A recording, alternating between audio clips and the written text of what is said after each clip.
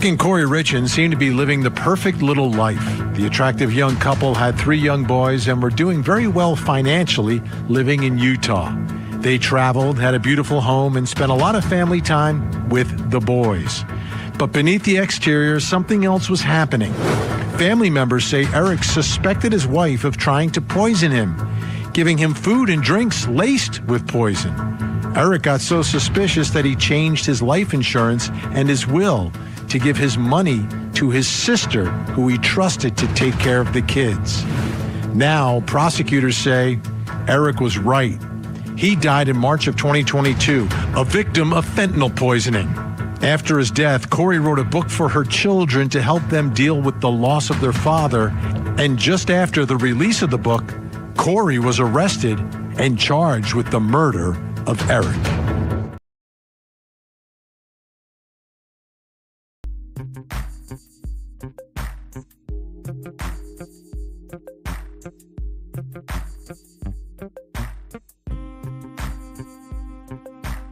You're watching at Southern Sin, your home for true crime. Court will begin shortly. Don't go anywhere.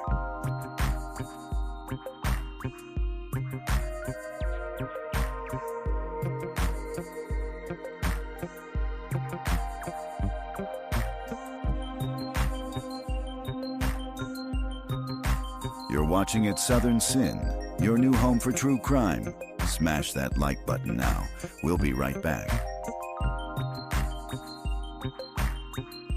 Thank you for subscribing to At Southern Sin. Keep our algorithm high by hitting the like button now and use hashtag Sinners in the chat to win a free membership. Welcome to all our new followers from our sister channel at Truth Talks Live. You're watching at Southern Sin, your home for true crime. Hop over and hit that subscribe button. Court will be right back, here on At Southern Sin and at Truth Talks Live.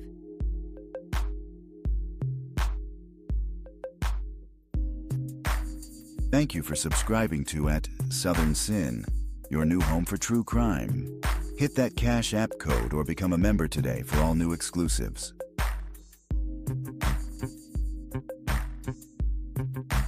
Looking for more exclusive, thrilling true crime episodes? You can now catch them on our Patreon at Southern Sin.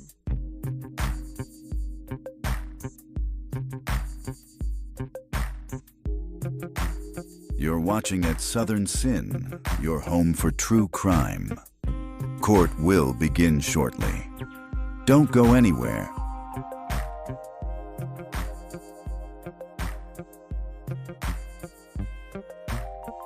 Welcome to all our new followers from our sister channel at Truth Talks Live. You're watching at Southern Sin, your home for true crime. Hop over and hit that subscribe button. You're watching at Southern Sin, your home for true crime. Court will begin shortly. Don't go anywhere.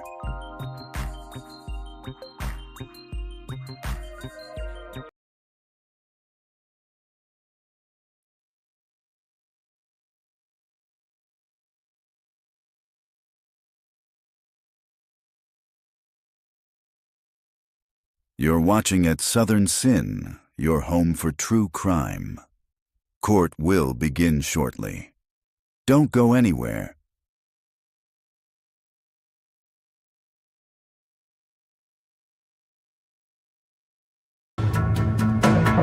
Eric and Kouri Richins seemed to be living the perfect little life. The attractive young couple had 3 young boys and were doing very well financially living in Utah.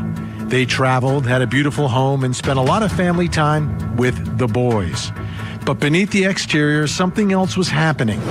Family members say Eric suspected his wife of trying to poison him, giving him food and drinks laced with poison.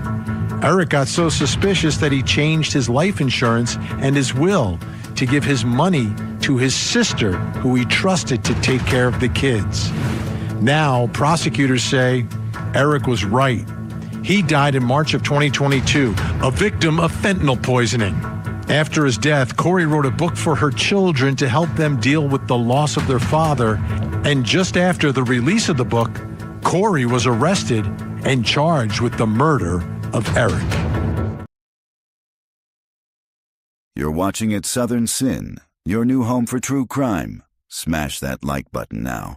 We'll be right back. You're watching at Southern Sin, your home for true crime. Court will begin shortly. Don't go any. Hit us in the chat if you think the defendant is guilty or not guilty. Thank you for subscribing to At Southern Sin. Keep our algorithm high by hitting the like button now and use hashtag Sinners in the chat to win a free membership.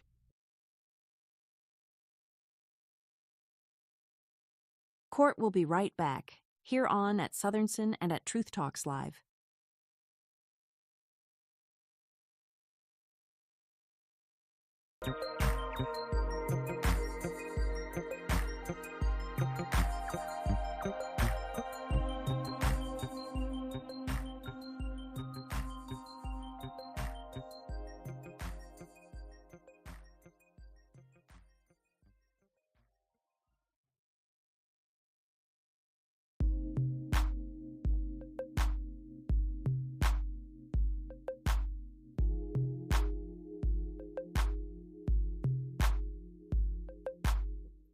For more exclusive true crime episodes and explosive live trial coverage, subscribe to At Southern Sin and at Truth Talks. Join us every day at 9 a.m.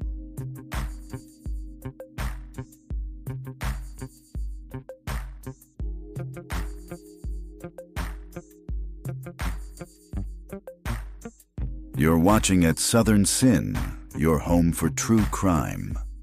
Court will begin shortly. Don't go anywhere.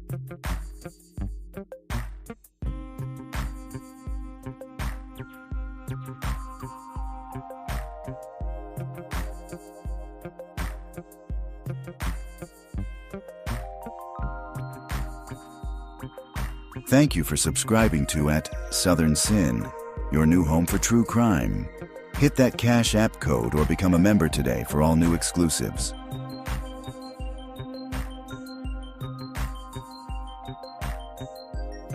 Looking for more exclusive, thrilling true crime episodes?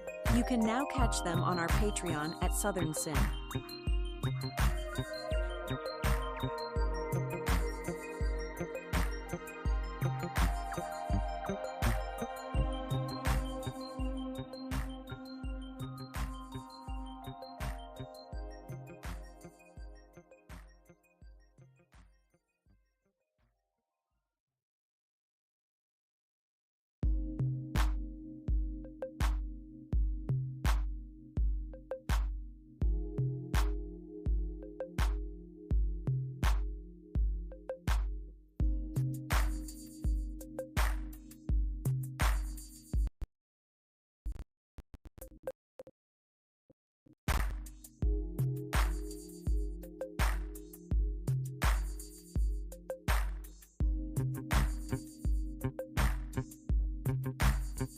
You're watching at Southern Sin, your home for true crime. Court will begin shortly. Don't go anywhere.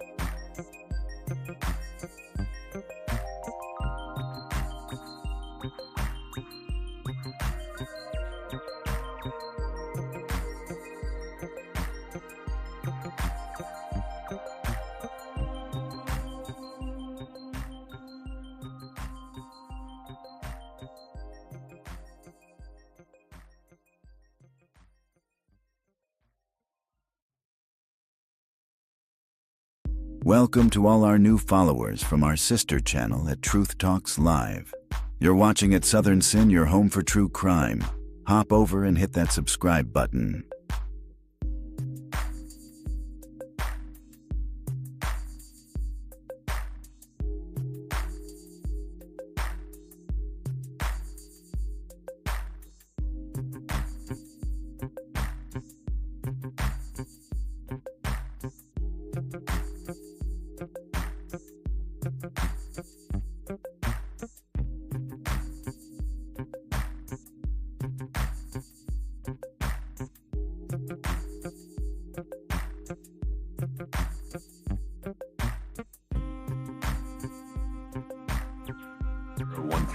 State of Utah versus Kouri Richins.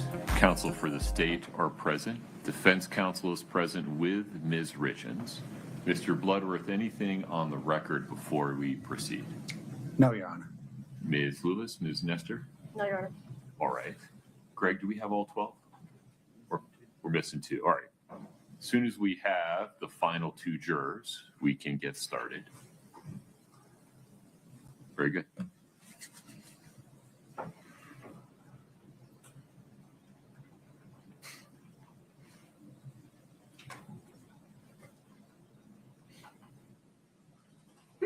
Bless you.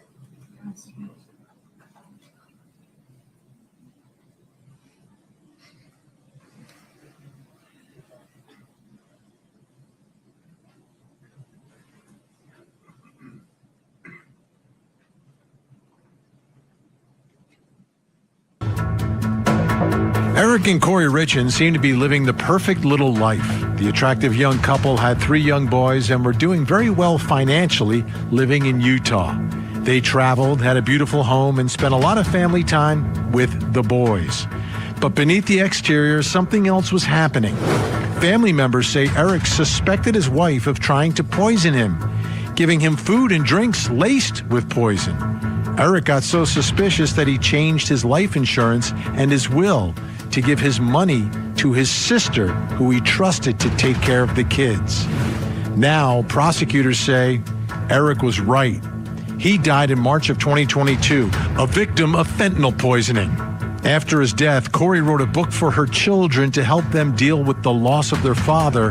And just after the release of the book, Kouri was arrested and charged with the murder of Eric.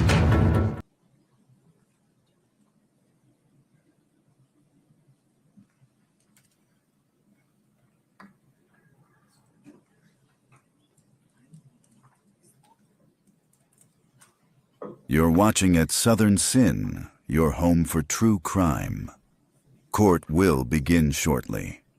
Don't go anywhere.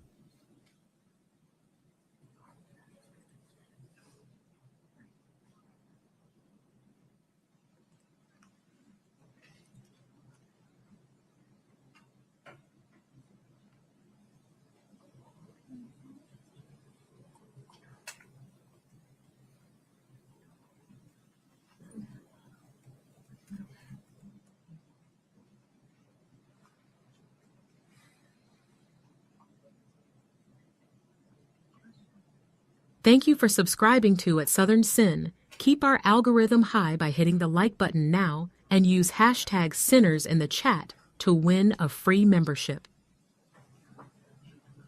Hit us in the chat if you think the defendant is guilty or not guilty. I don't know why.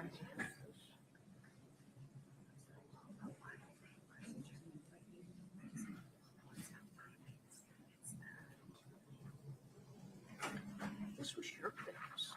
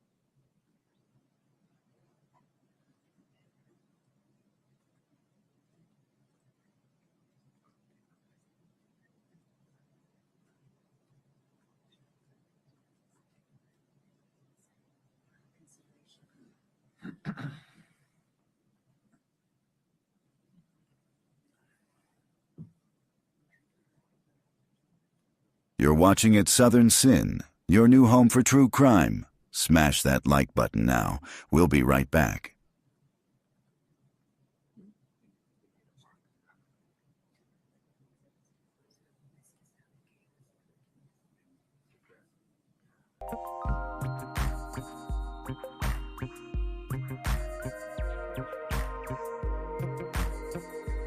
Welcome to all our new followers from our sister channel at Truth Talks Live. You're watching at Southern Sin, your home for true crime. Hop over and hit that subscribe button.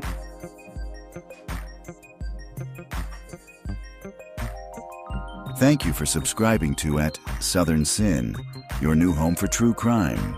Hit that Cash App code or become a member today for all new exclusives.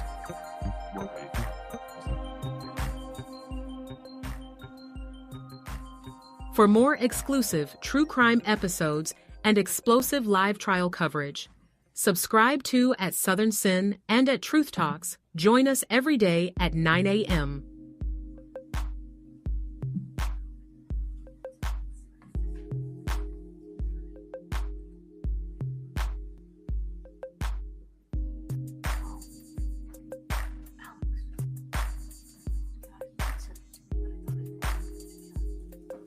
You're watching at Southern Sin, your home for true crime. Court will begin shortly. Don't go anywhere.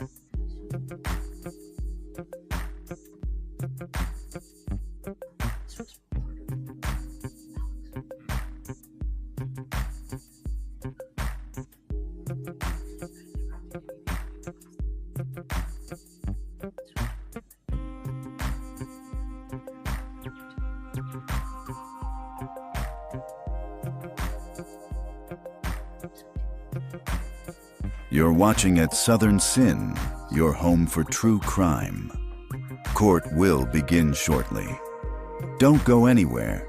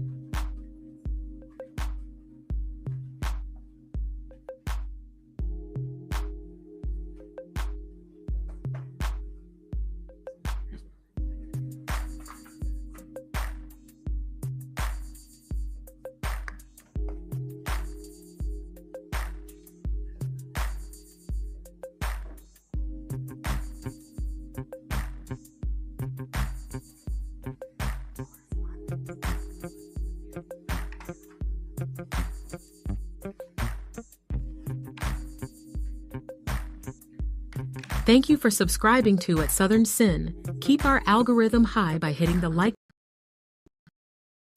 button now and use hashtag Sinners in the chat to win.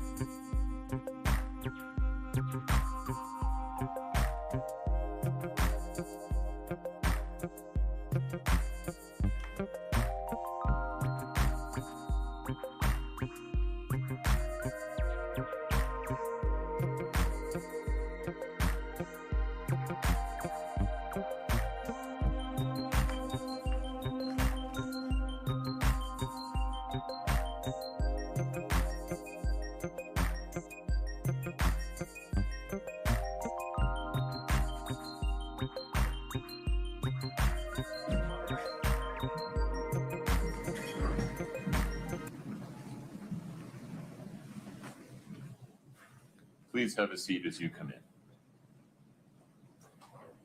in.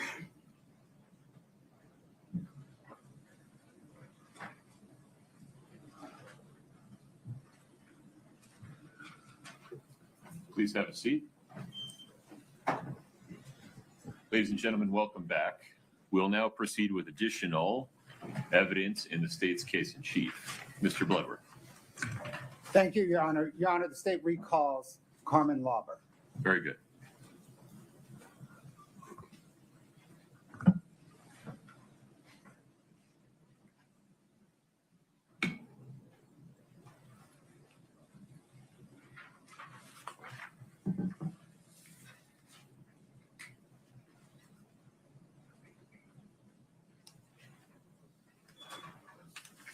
Ms. Lauber, if you would please step in front of Brittany, we'll get you sworn back in. Please raise your right hand. Do you solemnly swear the testimony you're about to give in the matter before the court to be the truth, the whole truth, and nothing but the truth, subject to the pains and penalties of perjury? Thank you. Please have a seat.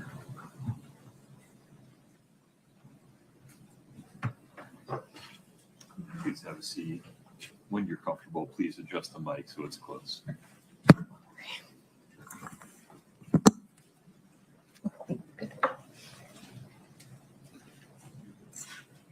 Probably going to need to be a little closer.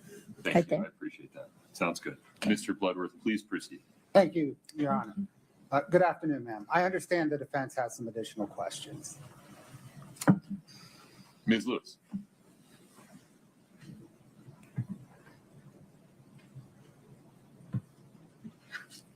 Good afternoon, Ms. Lauber. Good afternoon. Has anybody spoken to you about why you have been asked to come back today? My lawyer told me I was getting recalled again today. And were you told why you were being recalled? No, Okay, so nobody's talked to you about no. what we're going to go over? No. All right. I just have a few questions for you about your probation that you've been on since May of 2023, when you were released after all of your interviews with Detectives O'Driscoll and Detective Maynard, okay? When I was released from Wasatch Jail. County? Yes, when you were released Okay. from Wasatch County Jail, and then you were placed on probation. Yes. Okay. And Commander, yes. All right. All right. So when you were released, and I think we've already talked about, but just for some background, your probation was transferred to Summit County, right? Yes, And Detective Maynard became your probation officer. correct. And you said that you texted him every day while on probation? Yeah, sometimes I'd forget a couple days. Okay. But every day from then, like through today? Yes, Okay. Did you text him about everything about your probation, like your work hours and yes. everything was through text? Sometimes phone calls, but yeah, he had my work schedule through text, mostly texts. Okay. And would those texts be available either on your phone or on his? Do you know? They should be, yes. Okay. All right. Now, when you were when you were released and you went on probation, you signed a paper acknowledging what your conditions on release would be, correct? Yes. And that, well, actually, Katie, can you pull up Defense Exhibit 3014 for the witness? Can you see that? She There's will in nothing just a there yet. moment. Okay. There you go. Okay, now it's there. And do you recognize that as your conditions of probation that you signed and agreed to? Yes, All right, Your Honor, could we I'd move to admit 3014 and publish it? Objection, Your Honor. Hearsay. These are being admitted to show what Ms. Lauber understood, correct, Ms. Lewis? Right, Okay. correct. Overruled. 3014 is admitted for the purpose of showing Ms. Lauber's understanding. Okay, and you signed that paper agreeing you would follow those conditions. Is that true? correct. Do you want me to publish these? Oh, yes, I said that, Okay. sorry.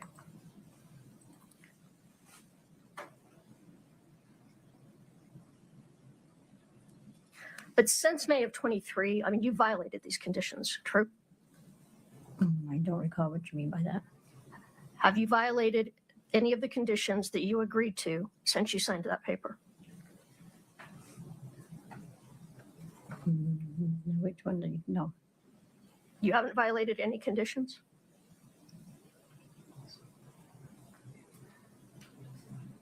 The weapon one? Is that I'm the one you're sorry, talking what? about? The weapon one? Is that the one you're talking about? I'm asking you, did you violate the weapons condition? If there was a weapon found in my room when they raided it, yes. If that's what you're meaning. Was there a weapon found after you signed these conditions? Yes. So you violated that condition. Yes. All right. You also violated the alcohol condition, correct? If you're talking about where I went to a concert, That's correct. That's what I'm talking about. yes.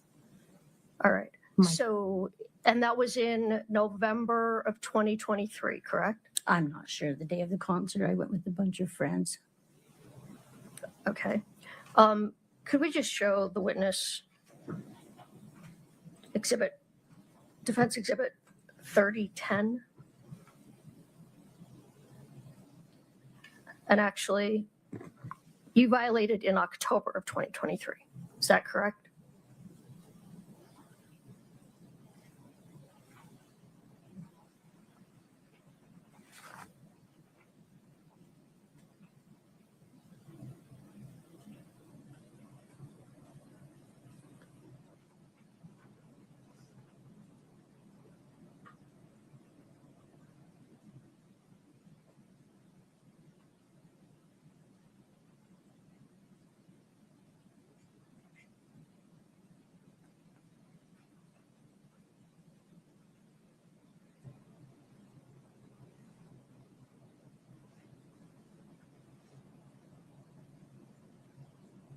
Okay.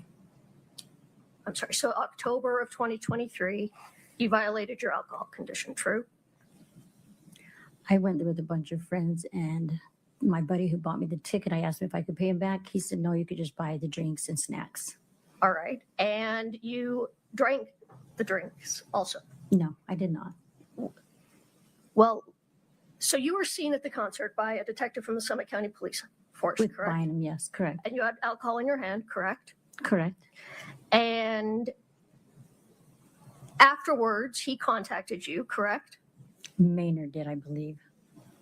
I don't Okay. think- It was I don't think- Detective Maynard contacted you, Yeah, I don't think this detective did. and you admitted to him that you drank the alcohol, I correct? had told him I was there with it, yes. You said you consumed it.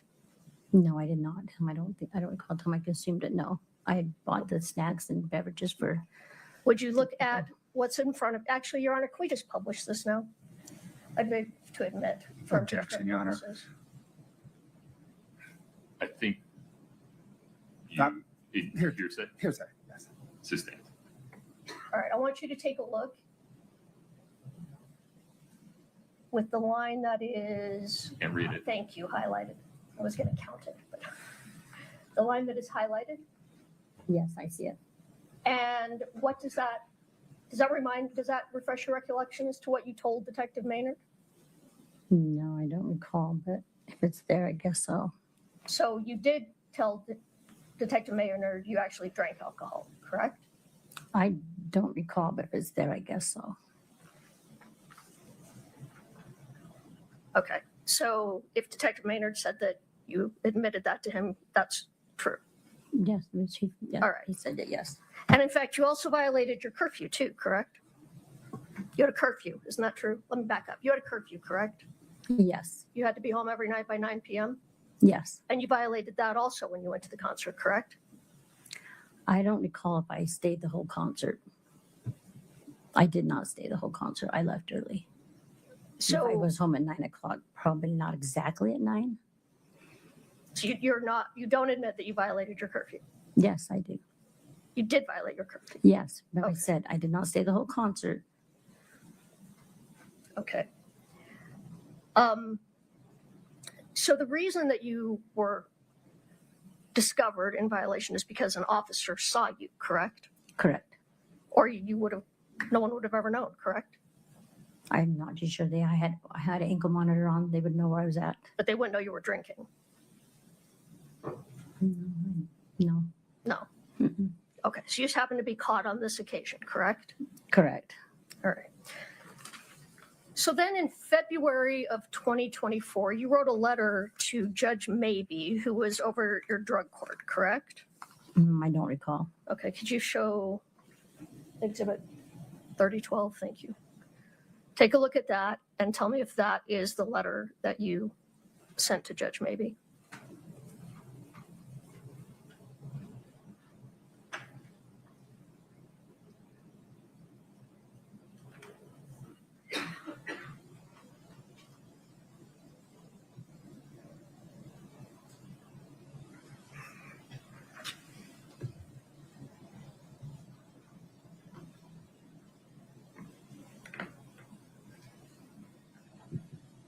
Do you remember that letter now, Ms. Lover? Yeah. You do? Yes, I do. Okay. I'd move to admit Exhibit 3012 and publish it. Objection, Your Honor. Hearsay. It's not, Are we admitting you for the truth? I mean, it's her statement. She can be questioned about it. So question her. Yes. Just state. If you're admitting for the truth, it's hearsay. All right. All right. In this letter, you were asking for permission to go visit your boyfriend in Las Vegas once a month, correct? Yes. Okay. And in this letter, you said that, actually, Your Honor, could you approach 1 second? Of course.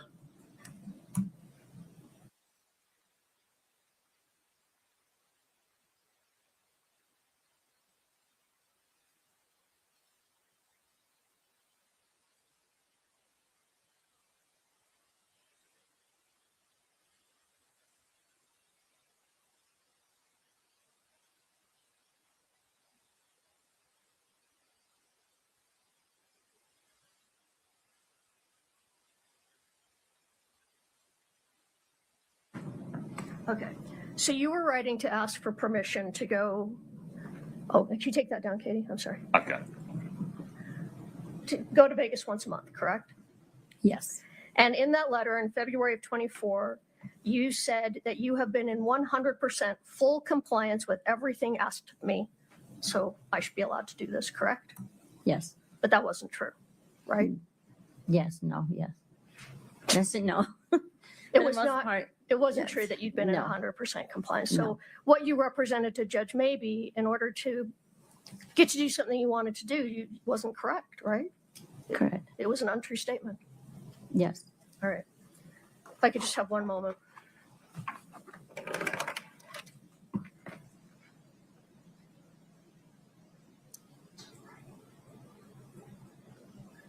Your Honor, that's all we have.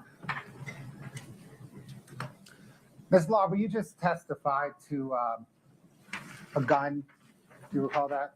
Yes. Was that the gun that detectives seized when executing a warrant on your home on April the 26th, 2023? Correct. And then you entered into the probation agreement about a month later on May the 18th, 2023? I'm not sure exactly the date, But it's in evidence. Thank you. yes. Ms. Lewis, may we allow this witness to step down? Yes, we may. Are we releasing this witness?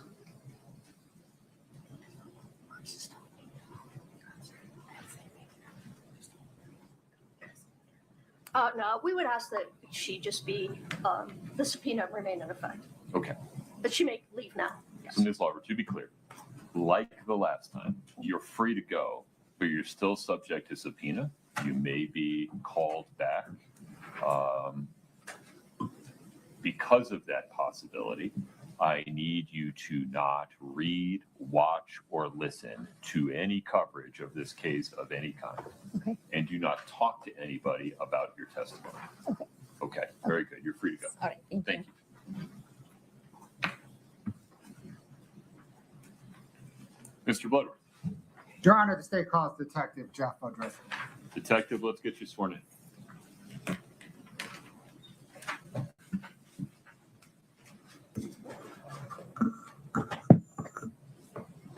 Do you solemnly swear the testimony you're about to give in the matter before the court to be the truth, the whole truth, and nothing but the truth, subject to the pains and penalties of perjury? I do. Thank you. Have a seat.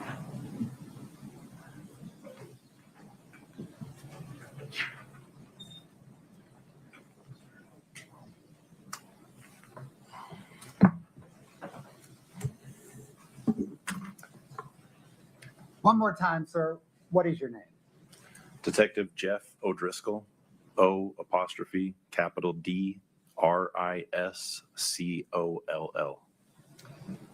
And what, sir, do you do for a living? I'm a narcotics and major crimes detective for the Summit County Sheriff's Office. How long have you been with the sheriff's office? 10 years. What did you do before becoming a detective? I worked in the patrol division with the sheriff's office. I had a number of primary duties as well as lateral duties. I was mainly responsible for responding to calls for service. I also was a canine handler. I was a UAS pilot or drone pilot. I was a member of the SWAT team as well as a SWAT sniper, and various other administrative duties. When did you become a detective? July of 2022. And sir, what types of cases have you handled as a detective? All types of cases, as far as property crimes, frauds, thefts, mail thefts, home burglaries, vehicle burglaries, and then persons crimes, everywhere from simple assault to sexual assault, shootings. I was also on part of an on-call rotation for any in progress or major incidents in the county, as well as all deaths in the county. Are you currently the lead detective on this case? Yes, I am. When were you assigned as lead detective? In March of 2023. And did you take over from Detective Woody? Yes, that's correct. Was this your first death investigation as a detective? No, as I said, I was on the on-call rotation for all deaths occurring in the county. And before that, I had investigated several as just a first responder in patrol as well. Was this your first death investigation that became a full-blown homicide investigation? Yes, it was.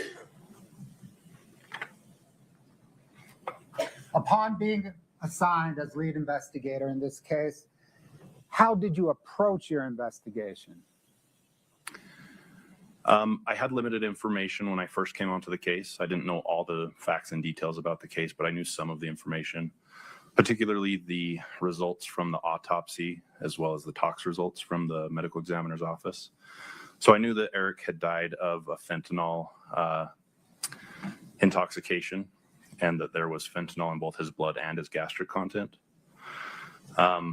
But as far as how I approached the investigation, I wanted to start fresh. I wanted to start as if it was the first day that it had occurred and the first time that I was seeing it. I tried to look at it with fresh eyes and try to get a fresh perspective. Having said that, and knowing what I knew from the autopsy results, it was apparent to me that there were three likely possibilities of how Eric died. The first being that he had an accidental overdose after taking a substance that may have contained fentanyl. The second being that he intentionally ingested orally a large amount of fentanyl to commit suicide. And third, that somebody else administered orally to him a large amount of fentanyl in order to kill him. As part of your investigation, did you or did investigators get Eric's Doppel history? Yes. Scott, can I get 1-27? And while that's coming up, what is a Doppel history? DOPL stands for Department of Professional Licensing. But in our world, what it means is the state holds a database of all prescription controlled substances that are prescribed, issued, filled, the dates they were filled, who the patient was, the dosage, things like that. The state maintains that information. We can request that for any particular patient within the state. Your Honor, are you able to publish that to the witness and counsel? Yes, sir. You ready? Preview to the witness? Yes, sir. Okay. You should see it now.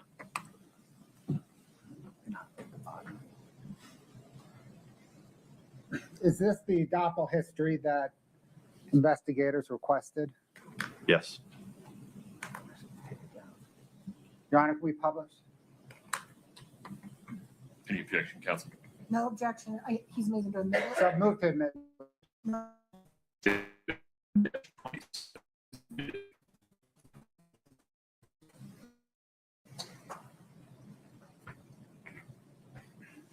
Scott, if you could embiggen that bottom portion, please. What's the headline here, Detective? It's just the contents of who the results are being sent to, and then it says no records found for Eric Eugene Richins with his date of birth and the time frame that they searched. So what does that mean for your investigation? It means that Eric wasn't prescribed any prescription-controlled substances during that time frame.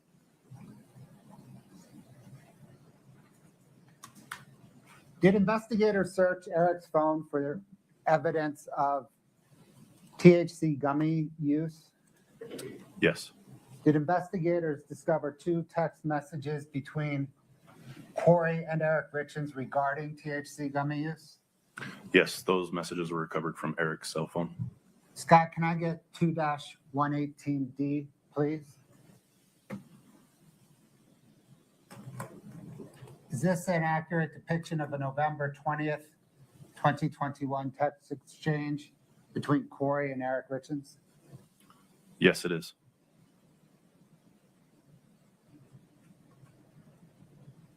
Your Honor, move to admit and publish 2-118D.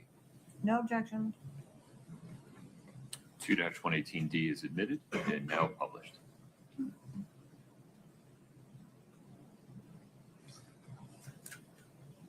I believe the green is Eric's and the blue is Kouri Richins.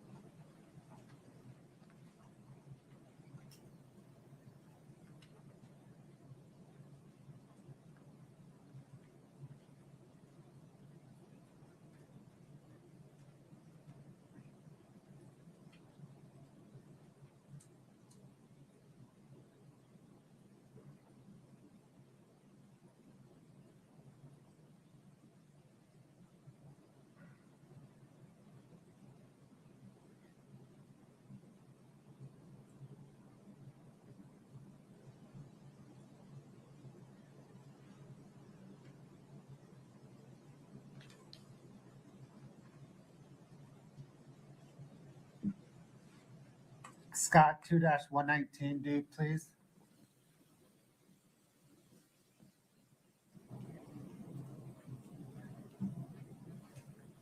Detective, is this a accurate depiction of a January 13th, 2022 text exchange between Kouri and Eric Richins?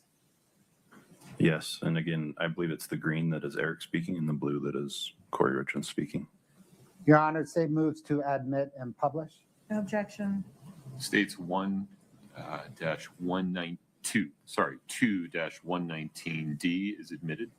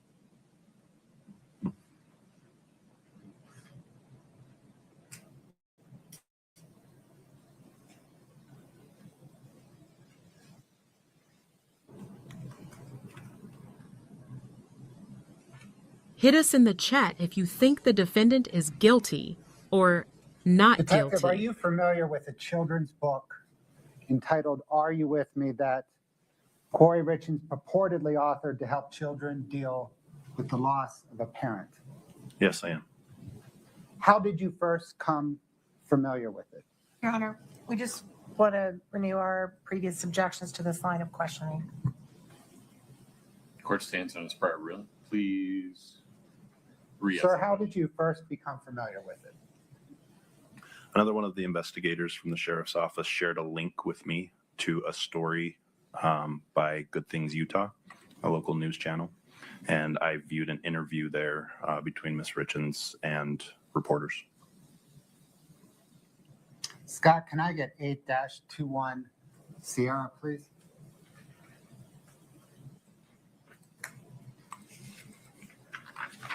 Sir, do you recognize that as an authentic depiction of a screenshot from that interview?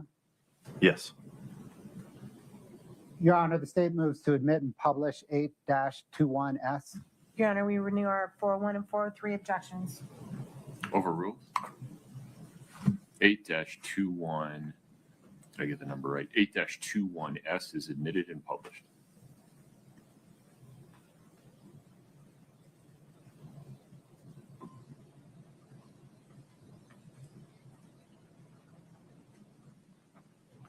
Did detectives investigate how Kouri Richins came to appear on Good Things Utah? Yes.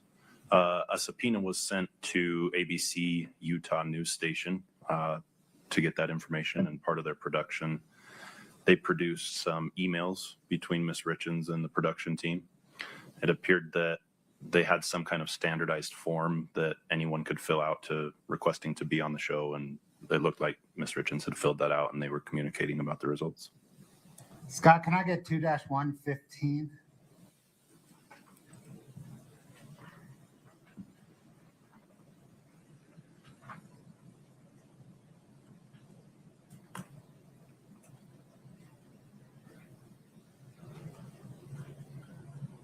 Detective, is that an accurate depiction of the March 24th, 2023 email exchange between Kouri Richins and Good Things Utah?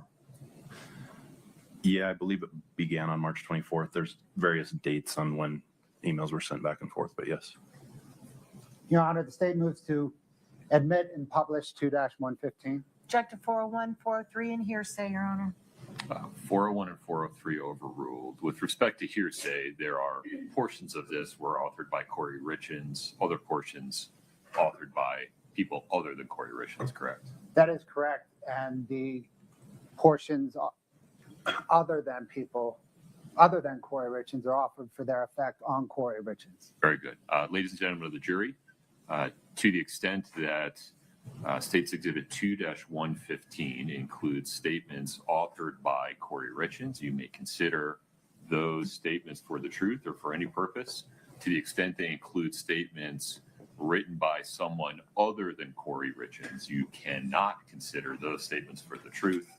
Rather, you can consider them only for the effect they had upon Kouri Richins as the recipient of those statements.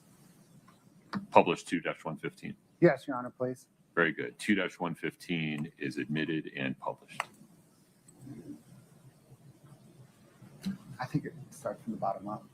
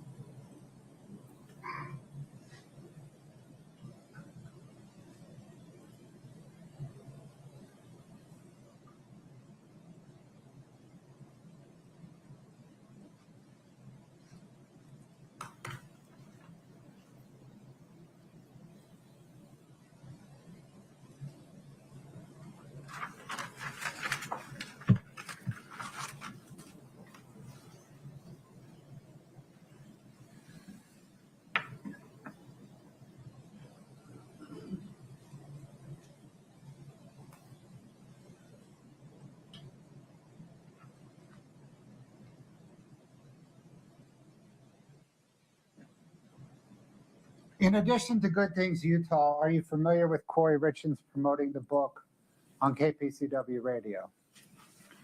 Yes, again, I was sent a link to their website. I viewed their webpage and saw an interview with Miss Richins and journalists and listened to an interview that she conducted with them on their website.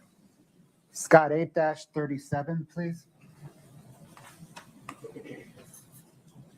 Is this an accurate depiction of the website promoting the interview? Yes, it is.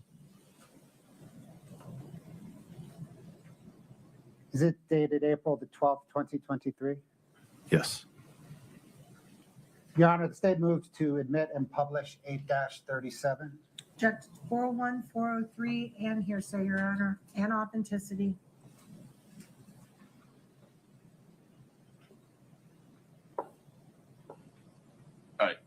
Do you actually have an authenticity objection? Yes. Please approach.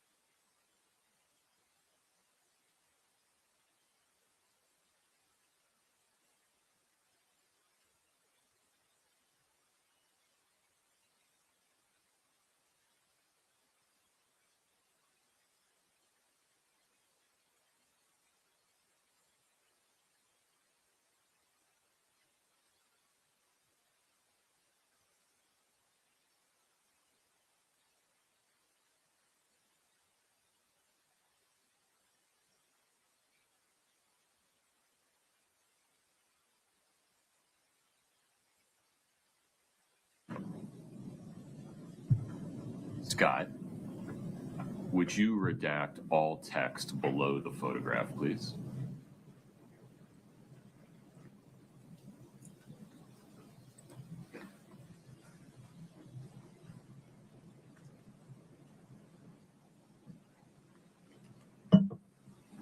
In the caption to the photograph, please.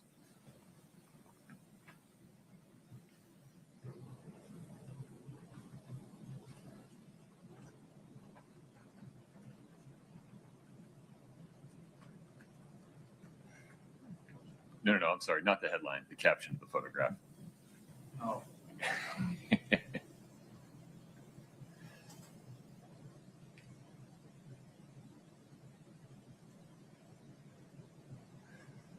There we go. Okay. Remind me of the number, Mr. Bloodworth. Your Honor, 8-37. You want to put an R on it? Does it matter? We should put an R on it. Okay. States 8-37R is admitted.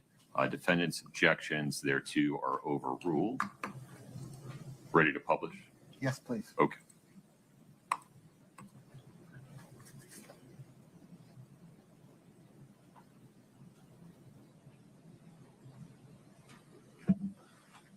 Thank you. Towards the end of March 2023, did the Summit County Sheriff's Office receive an anonymous Amazon delivery of the book? Yes. Package showed up from Amazon with a copy of the book and also a little standard sticker that you can leave a personalized message on with a gift when you send something. Scott, 8-20, please. Is this an accurate depiction of a scan of the cover of the book that the Summit County Sheriff's Office received along with the message that accompanied it? Yes, when we received this, evidence technician scanned the cover of the book and then the note that came with it as well, yes. Your Honor, the state moves to admit and publish 8-20. Just 401 and 403, Your Honor. Okay, overruled. State's Exhibit 8-20 is admitted.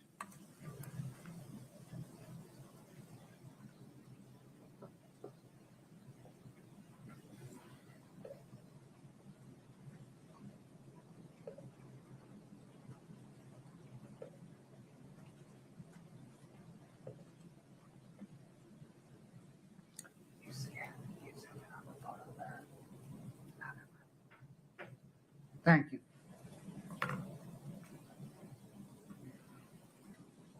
Did detectives investigate who anonymously sent the book? Yes, subpoena was sent to Amazon to request the information on who the sender was, and it came back as Lisa Darden. Scott, 8-34, please. Is this an accurate depiction of the order history provided by Amazon in response to the subpoena? Yes, it is. Dated March 21st, 2023? Correct. Your Honor, the state moves to admit and publish 8-34. No objection. 8-34 is admitted and published.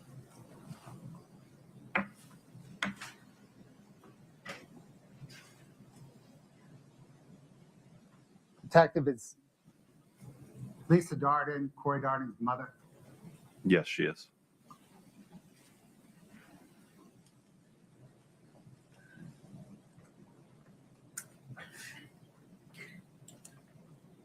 Did detectives investigate who wrote the book? Yes.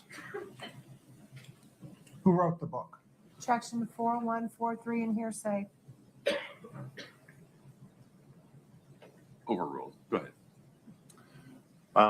We found text messages in in Miss Richins' phone between her and a contact named Book Writing Lane, who is a book writer, publisher of some type, regarding them writing the book for her.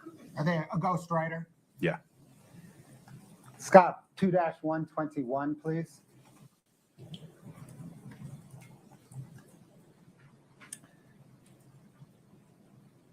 This is 141 pages. You've reviewed this prior to today.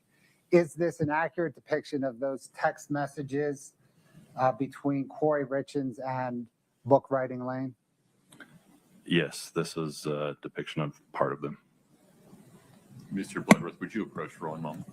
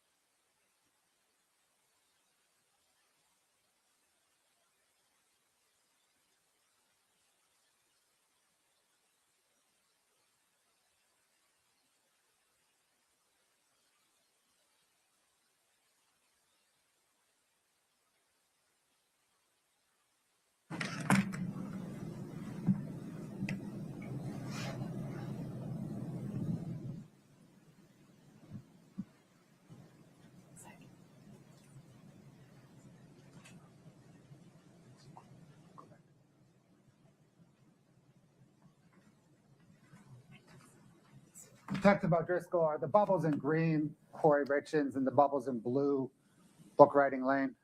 Yes, that's correct. And does this lengthy text message exchange generally depict Kouri Richins engaging book writing lane, providing them with ideas and circulating drafts of the narrative and the illustrations? Yes, that's what it appears to me. Your Honor, the state moves 2-121 into evidence. Same objection, 40143 and hearsay, Your Honor. All right. The defendant's objections are overruled. State's 2-121 is admitted. Members of the jury, with respect to State's Exhibit 2-121, the green messages are authored by Kouri Richins. You may consider the green messages in 2-121 for their truth or any other purpose. The blue messages are authored by someone other than Kouri Richins. You cannot consider the blue messages in 2-121 for their truth. Rather, you may only consider them for the effect they had upon the listener, that is, Kouri Richins. 2-121 is published. Thank you, Your Honor, but the state wasn't going to Oh, my go through apologies. 141 pages. Yeah, very good. Did Kouri Richins discuss the book with her family? Yes. I'm sorry. Yes. Again, in text messages that we found on her phone, she has discussions with her family members about it. Scott, 2-112, please.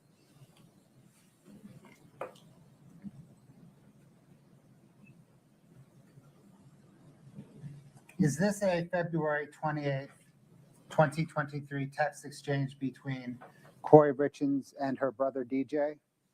Yes. And again, Miss Richins is in green and DJ is in blue.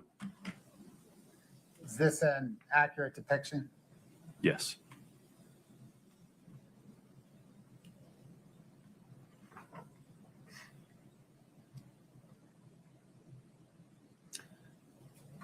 Your Honor, the state moves to admit and publish 2-112. Object to 40143 and hearsay, Your Honor. Defendant's objections are overruled. Are you asking for the same instruction, Ms. Nestor? No, sir. Okay. 2-112 is admitted. Move to publish, Your Honor. Okay.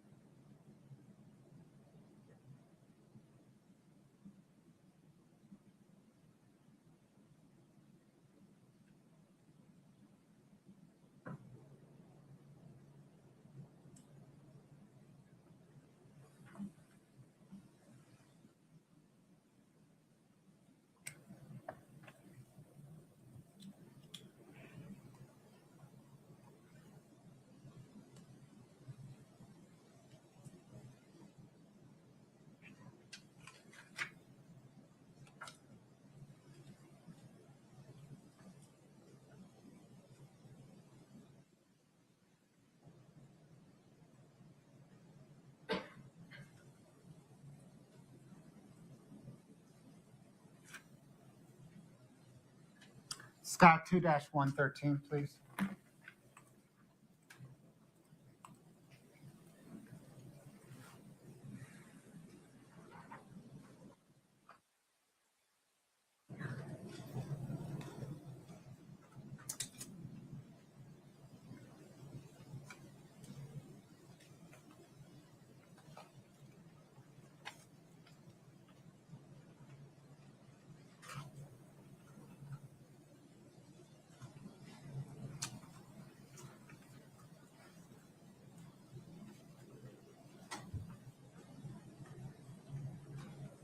Detective, is this a March 8th, 2023 text exchange between Kouri Richins and her mother?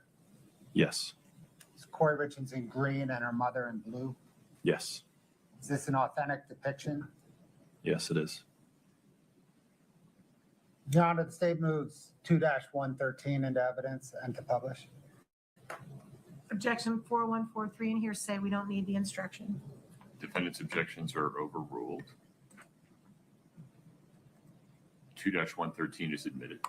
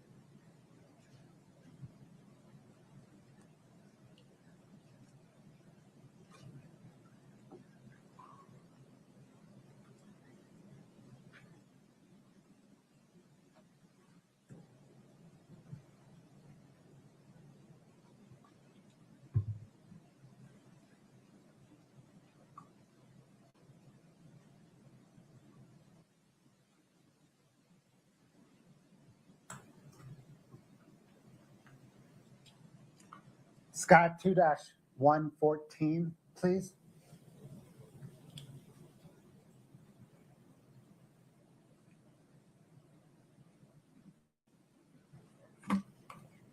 Oh, Your Honor, we took it down because it was being published. Should be previewed now. Thank you.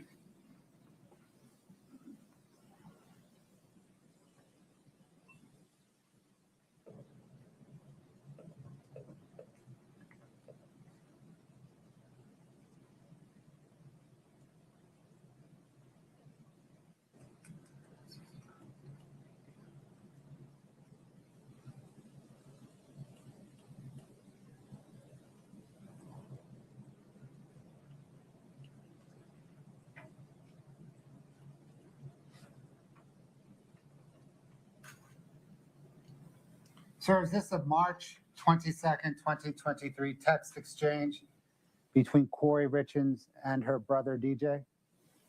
Yes, and just like before, Kouri Richins is the green bubbles and DJ is the blue bubbles. Is this an accurate depiction? Yes. Your Honor, the state moves to admit 2-114 and publish. 4143 and hearsay. We don't need the instruction. Thank you, Your Honor. Scott, would you zoom in for a minute?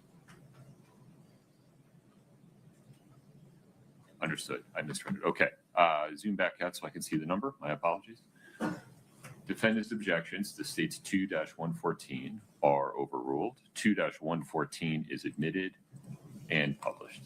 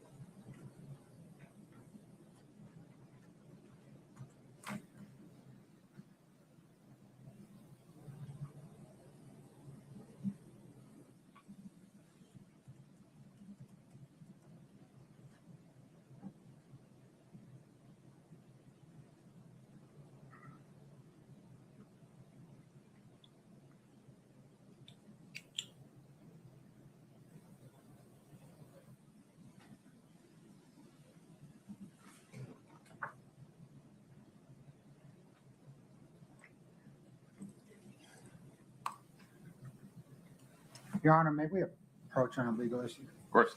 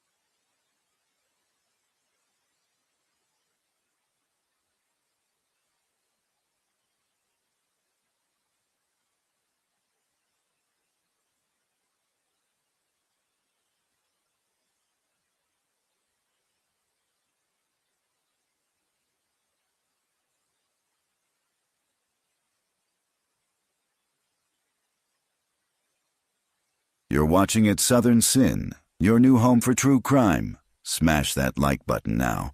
We'll be right back.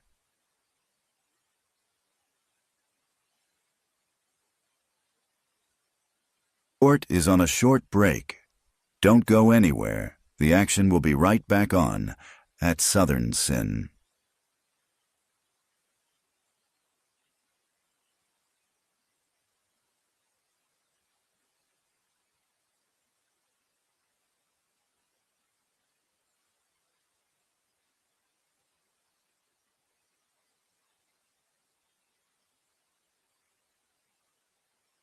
Hit us in the chat if you think the defendant is guilty or not guilty.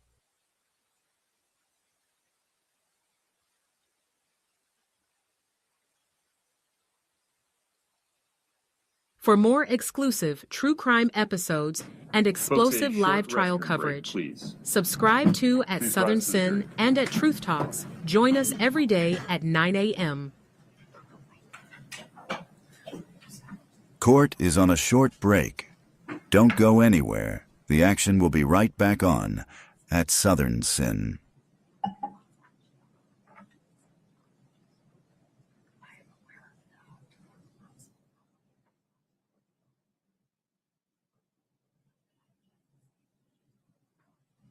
Have a seat, folks. Ms. Nestor. Yes, sir. Mr. O'Driscoll's part of the That's fine. investigation. That's fine. You can talk to Detective O'Driscoll during the break. Folks, we're going to take a break until 2:10. Thank you. Court's in recess.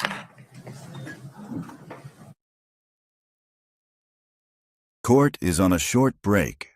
Don't go anywhere. The action will be right back on at Southern Sin.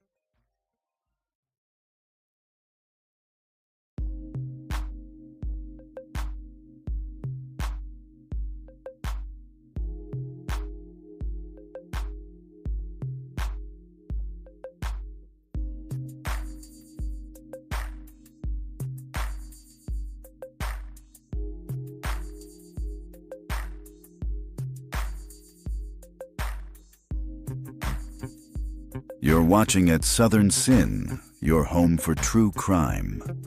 Court will begin shortly. Don't go anywhere.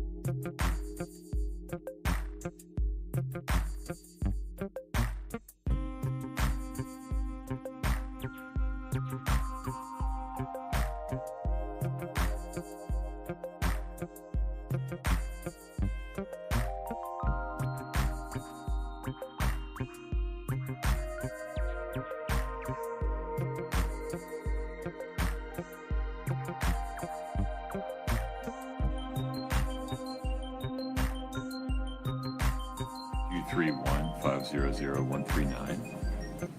Ms. Nestor, anything before we invite the jury back in?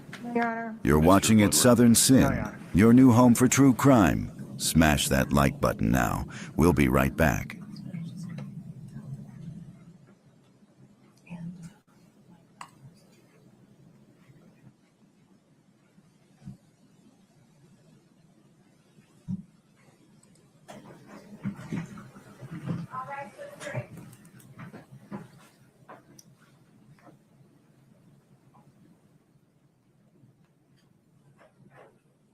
Have a seat, folks. Thank you.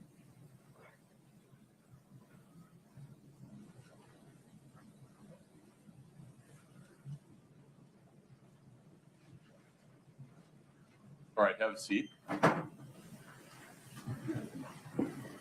Detective, you're still under oath. Yes, sir.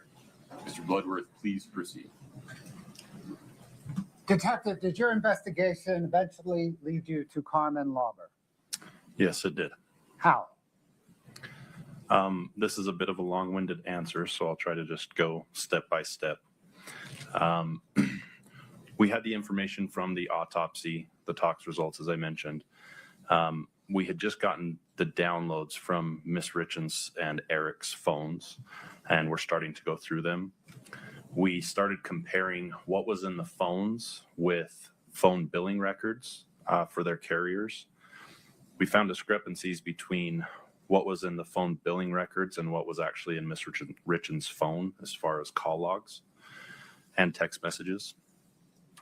We started looking at the most frequently contacted phone numbers in Miss Richins' phone and in Eric's phones.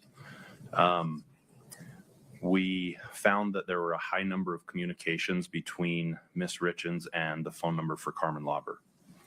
So we started looking into Carmen Lauber and found that she had a history of drug use and drug distribution. We found that she was on drug court probation in Wasatch County. My partner, Detective Maynard, actually had previous involvements with Carmen, knew a little bit about her. We started looking at who else was, or I'm sorry, we spoke with investigators from Wasatch County that were familiar with Carmen's case, and then learned that Mr. Nick Bonsavage was also in drug court with her and that they were pretty good friends. We started pulling phone billing records for Mr. Bonsavage and found that he had a high number of contacts, communications with the Gunnison State Prison. And so we went to the Gunnison State Prison and requested the phone calls between inmates and Mr. Bonsavage. We started listening to those phone calls because they're all recorded. And we found an instance where Mr. Bonsavage was speaking to an inmate on the phone, and they were discussing getting an Xbox controller for the inmate.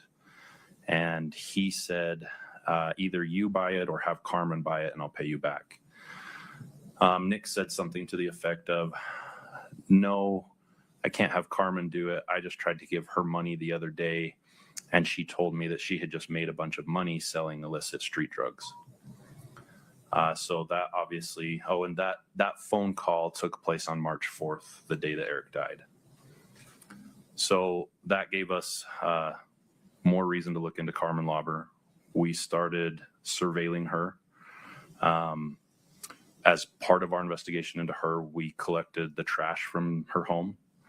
And in going through the trash, we found drug paraphernalia, specifically tin foil with burn marks and residue on it. And based on my training experience, that's indicative of somebody smoking a substance off of the tin foil. Based on that information, we then applied for a search warrant. At this point, I'm going to object to a narrative. Oh, I'm sorry, a moment. Mr. Bloodworth, go ahead. Sir, what did you do next? Based on that information that we had collected, we wrote a search warrant for Carmen Lauber's residence, for her vehicle, and for her person. And that included, among other things, cell phones. Did you execute that search warrant on April the 26th, 2023? Yes. And did you personally execute the portion involving searching Carmen Lauber's home? Yes, I did. Did you find any evidence of a crime in her home? Yes. In Miss Lauber's bedroom, we found THC products, paraphernalia, and a firearm under her bed. And as it relates to Miss Lauber specifically, what was the problem with the firearm?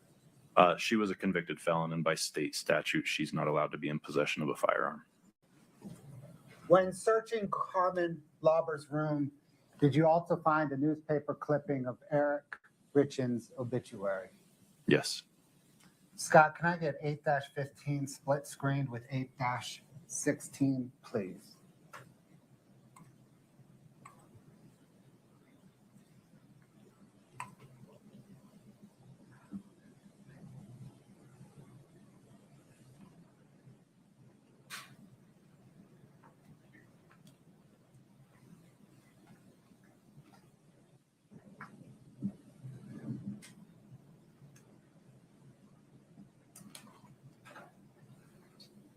Sir, is that photograph on the left? It's labeled 8-15R, an accurate depiction of a photograph of Eric Richins' obituary in Carmen Lauber's room?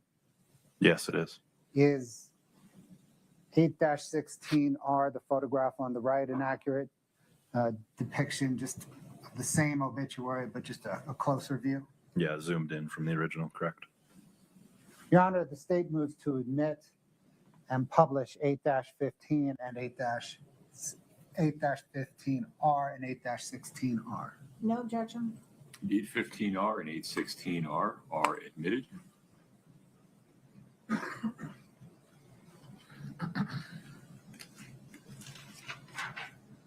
Detective, what was your impression of kind of the collection of material on the left?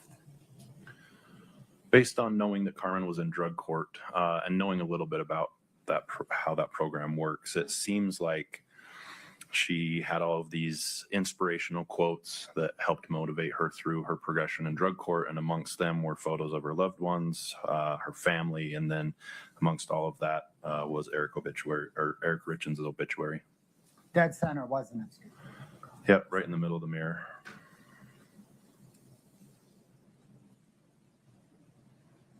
Thanks, Scott. Can I get 8-18, please?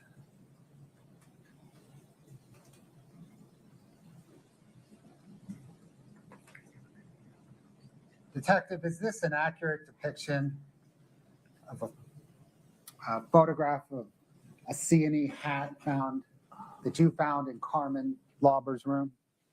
Yes. Your Honor, the state moves to admit and publish 8-18. No objection. 8-18 is admitted. And then can you, Scott, zoom in? There we go. Yeah, that's the C&E stonemasonry logo on that gray hat. Thank you, Scott.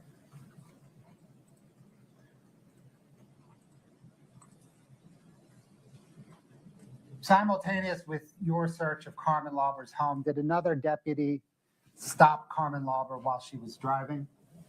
Yes, we planned it that way because we had a warrant for Carmen's person and her vehicle as well. Did that deputy seize her phone? Yes. During that stop, did that deputy find evidence of a crime? Yes, he found that Carmen was driving on a suspended license. Did he arrest her for driving on a suspended license? Yes, he did. Did that stop occur in Wasatch County? Yes. Did that deputy then book Carmen Lauber into the Wasatch County Jail? Yes, he did. Did you and Detective Maynard then interview Carmen Lauber at the Wasatch County Jail? Yes, we interviewed her several times over a number of days. What was your approach to interviewing her?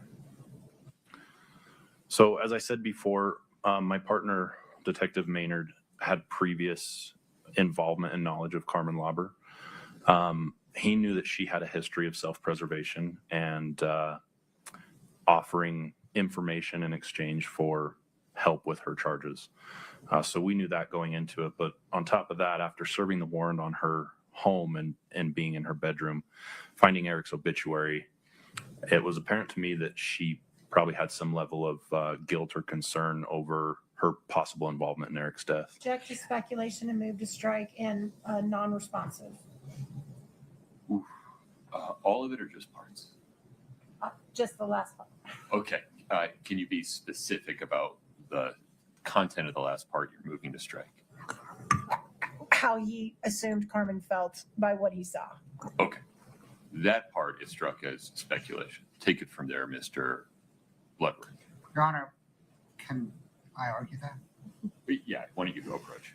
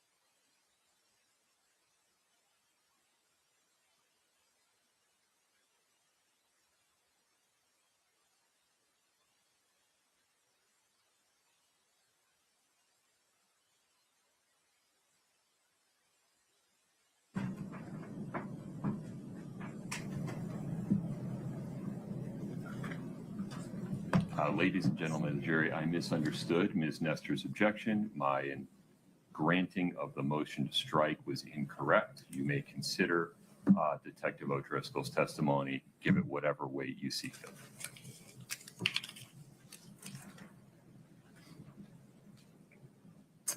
So in addition to what you believe to be Carmen Lauber's motive for self-preservation, upon seeing Eric Richins' obituary, am I right that you thought she might also have some motivation related to her potential involvement in Eric Richins' death. Correct. That was my impression. What did you tell Carmen Lauber when you first interviewed her? When we first spoke to Miss Lauber, we sat down with her. We explained that what we had found in her home would potentially violate her conditions of her drug court, which would put her on the hook for, I believe, multiple felony charges of distribution that she was in drug court for, as well as the new charges with the firearm and the paraphernalia and THC products. We told her that we were investigating Eric Richins' death and that we believe that she may have information about his death that could be helpful to us.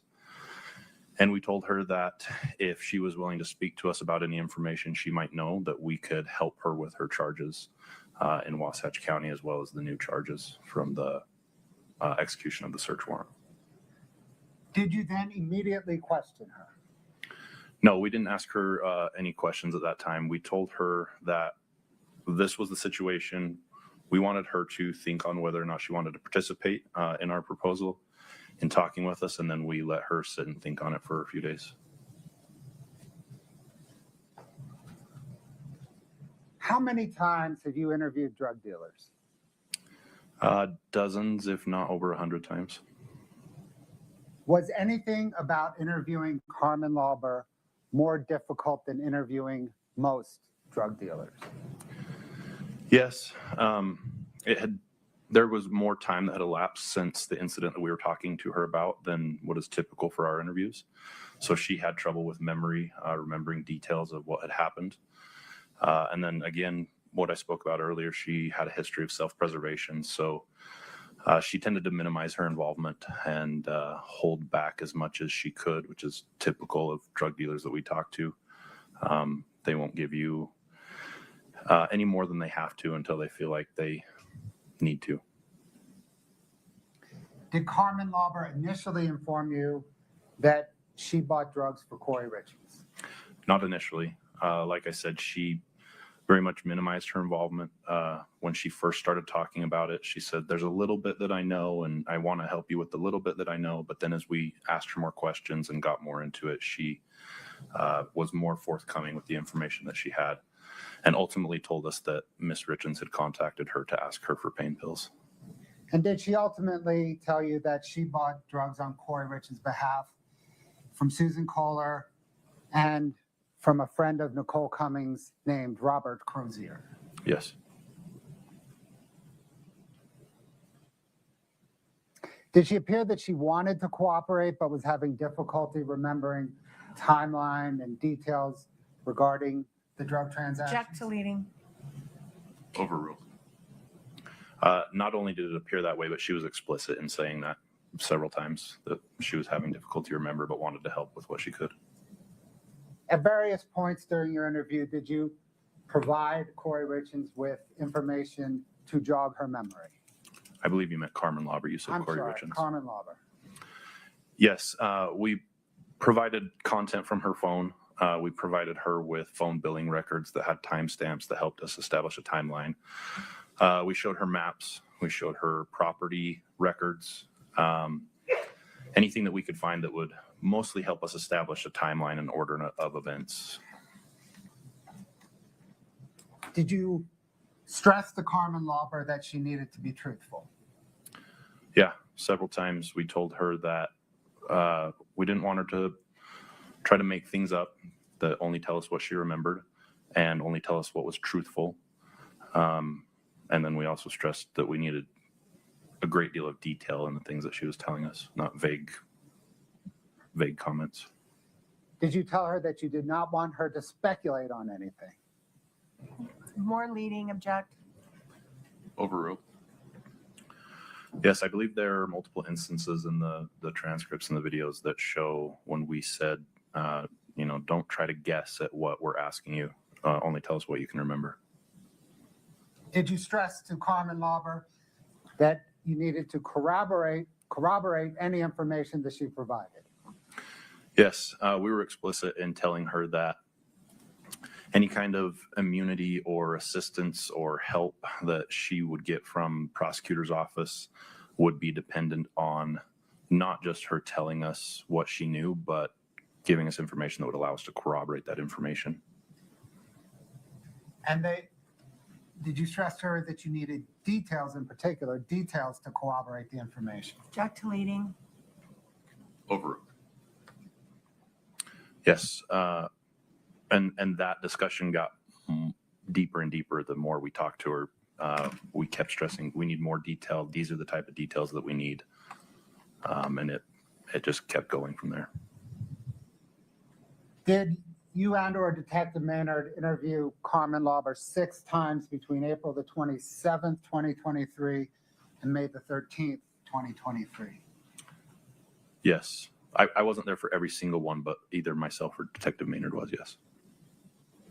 Why 6 interviews? As we spoke to Miss Lauber, she would give us information that she could remember.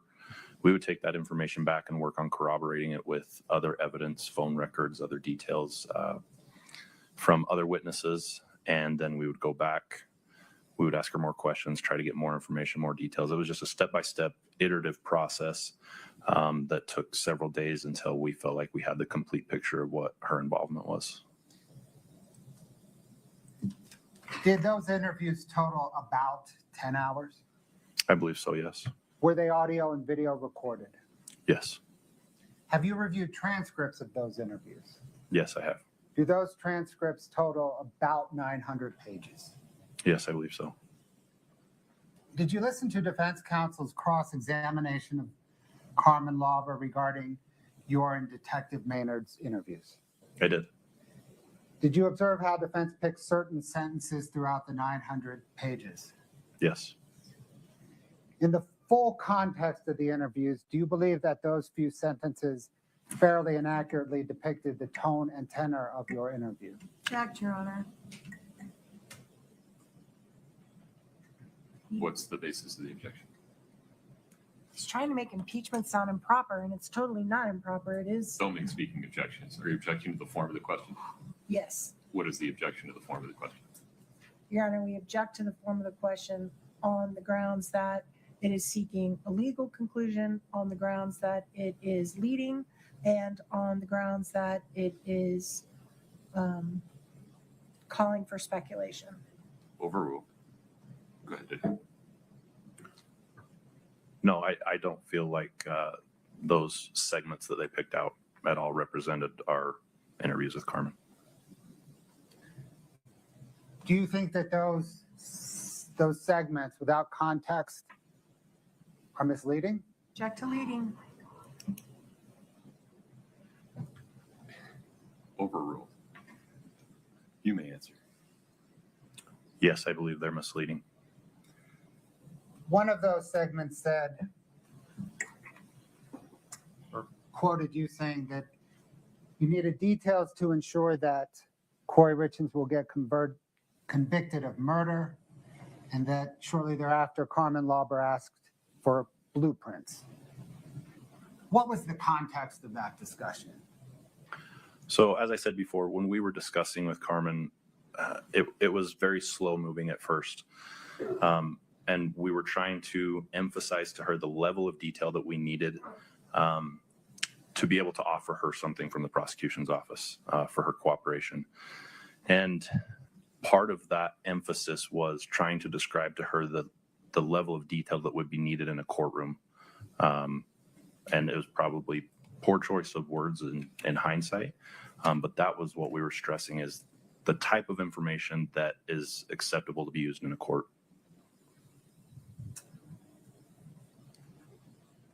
Defense counsel also picked the words "get out of jail free" card that Detective Maynard uttered.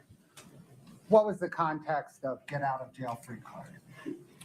So the comment that Detective Maynard made was coupling her, referencing whatever prosecution would offer her in exchange for her testimony, coupled with the fact that there was now a family that didn't have a brother, that didn't have a son, and the importance of the investigation into Eric's death as opposed to any subsequent drug investigations that Ms. Slauber was involved in.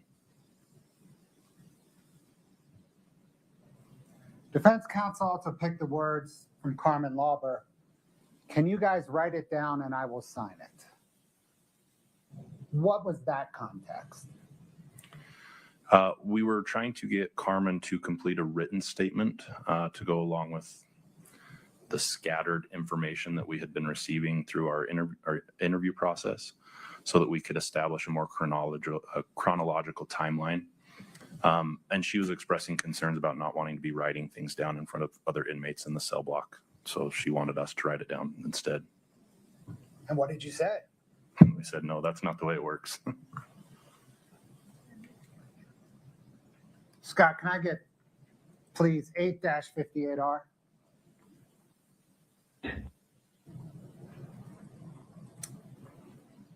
Is this a video of various portions of your May 2nd, 2023 interview of Carmen Lauber that we have just discussed?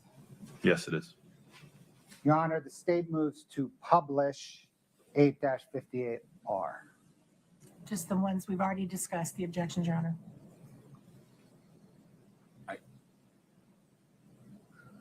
Would you approach front line?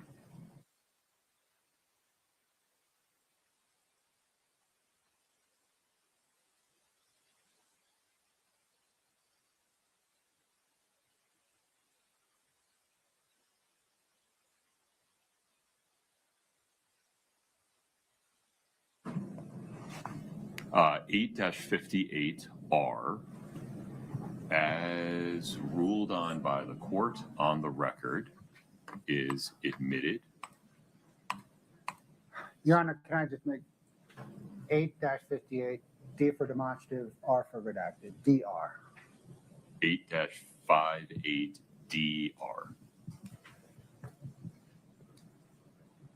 That's because he didn't deserve it. Like, it's just not me. Like, I can tell you, yes, I affected people's life by selling dope. Right. Okay, I affected my own life by doing dope. What I'm getting at. No, whether it was intentionally, whether he had a back problem, or whether he was hurt, I don't know. Mm-hmm. But either way, if it was done purposely, he didn't deserve that. Totally But I agree. don't know that for sure because I don't know the personal situation. Totally agreed.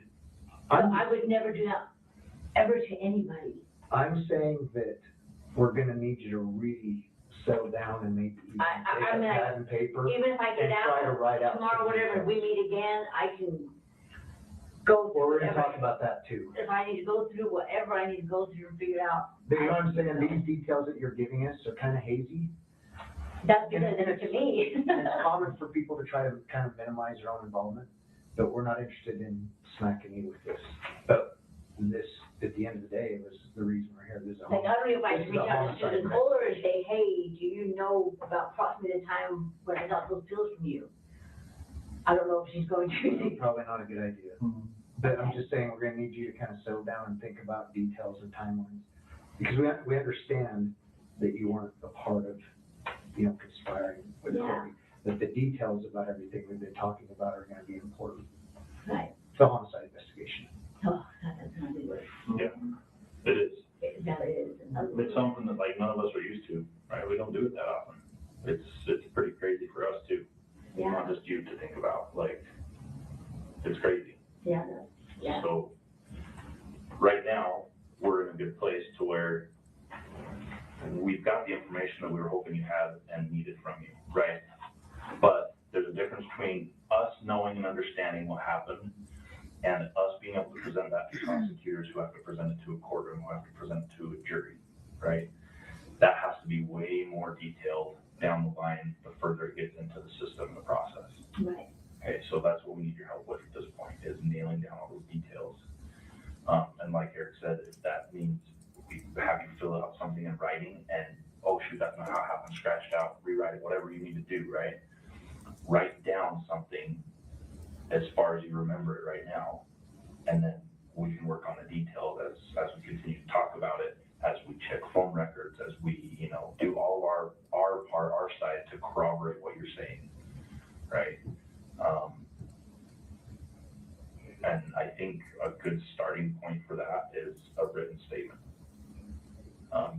sit down and write out what you told us in the best order that you can remember. And my favorite number, everything I just told you, I probably won't remember what order I told you in. It's okay. And that's fine, because you know what? We want to make sure we get the right story. And so the way you're remembering it is all you can give us. You can't make something up that you don't remember, right? Right. So just tell us. That's why I'm like, I can't remember. Even if it's like, I remember it was cold outside, I remember there was. Like I said, I remember there was, because it was very light snow, like I said. It wasn't something that I had to wear boots in or anything. When does the time change now? When did we go? March or April. Is it March 15th? Yeah. So. It was dark, because because I didn't even know where this house was. So I had to use Google So what Maps. time of the day was it? I mean, if it was dark. It was towards the evening. So afternoonish evening? No. It was darker because I had to use the light on the car. So the fire pit or? So I had to pull into the driveway and pull the light onto the fire pit. Gotcha. Okay, let's say this is the house. And if I'm coming that way, and I know I turned right, came down the street, it was right there, and I pulled into the driveway, the slant, and there was just it wasn't a big fire pit, it was a tiny fire pit. It wasn't probably, those white cinder blocks, not cinder blocks, but the white flat rocks that people build. Yeah. It wasn't big. It wasn't a big, deep one. A shallow one. Real, yeah. I want to say there was maybe 2 or 3 on top, and that was it. It wasn't even a complete one. And what was the money packaged in? Didn't just leave it loose? Did it have a rubber band around it? Was it a bag? Envelope? Was the envelope marked with a bank or just plain white envelope? Just a plain white one, I believe. It didn't have nobody's name, didn't have nothing on it. It was just up against, in the driveway again. Like that, so. So I have a question, thinking about all your communications with Kouri. You know Aaron, how can we text pause it for messages just one say- moment? Sure.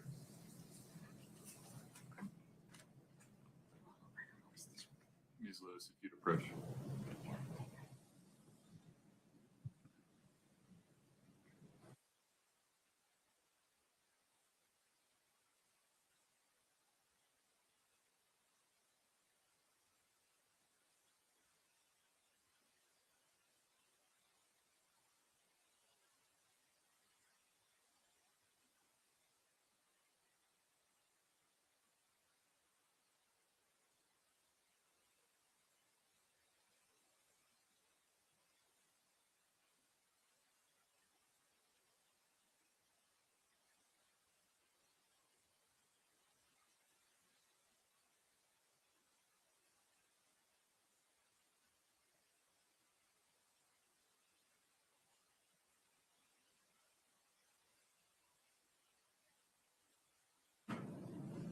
Scott, please proceed.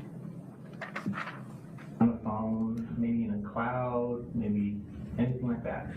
I wouldn't even know how to operate a cloud. Okay. Would it be in your phone? I have no idea. Like, You guys have all my phones right now. like did you erase I mean, that's what I was told. That's why I asked you about them being deleted, because I don't know, you can look see on at your phone. I mean, you guys. Well, I think that's a fair question, Carmen, and we're getting down to the brass tacks of this, and so I feel like we owe it to you to kind of start talking to you about what we do know. What we do know is within a day or two after Eric died, we got a new phone. Okay? I think that's because that one died. Possibly. We also know that there are texts between you and Kouri that were deleted. I get it, I delete them too. Again, we're not looking to put new charges on you, but we're getting down to that area. We're going to need to be more open and honest with each other, because there's things that we're talking to you about that conflict with some evidence that we have to an extent. And again, I'm not here to beat you over the head with it. As a cooperating witness, that information is actually really good for you. And frankly, is now a good time to kind of talk to her about the conversation I had with Kay. So here's where it's at with McKay and your drug court, okay? They are looking for, and it's gonna be upsetting, but let me finish.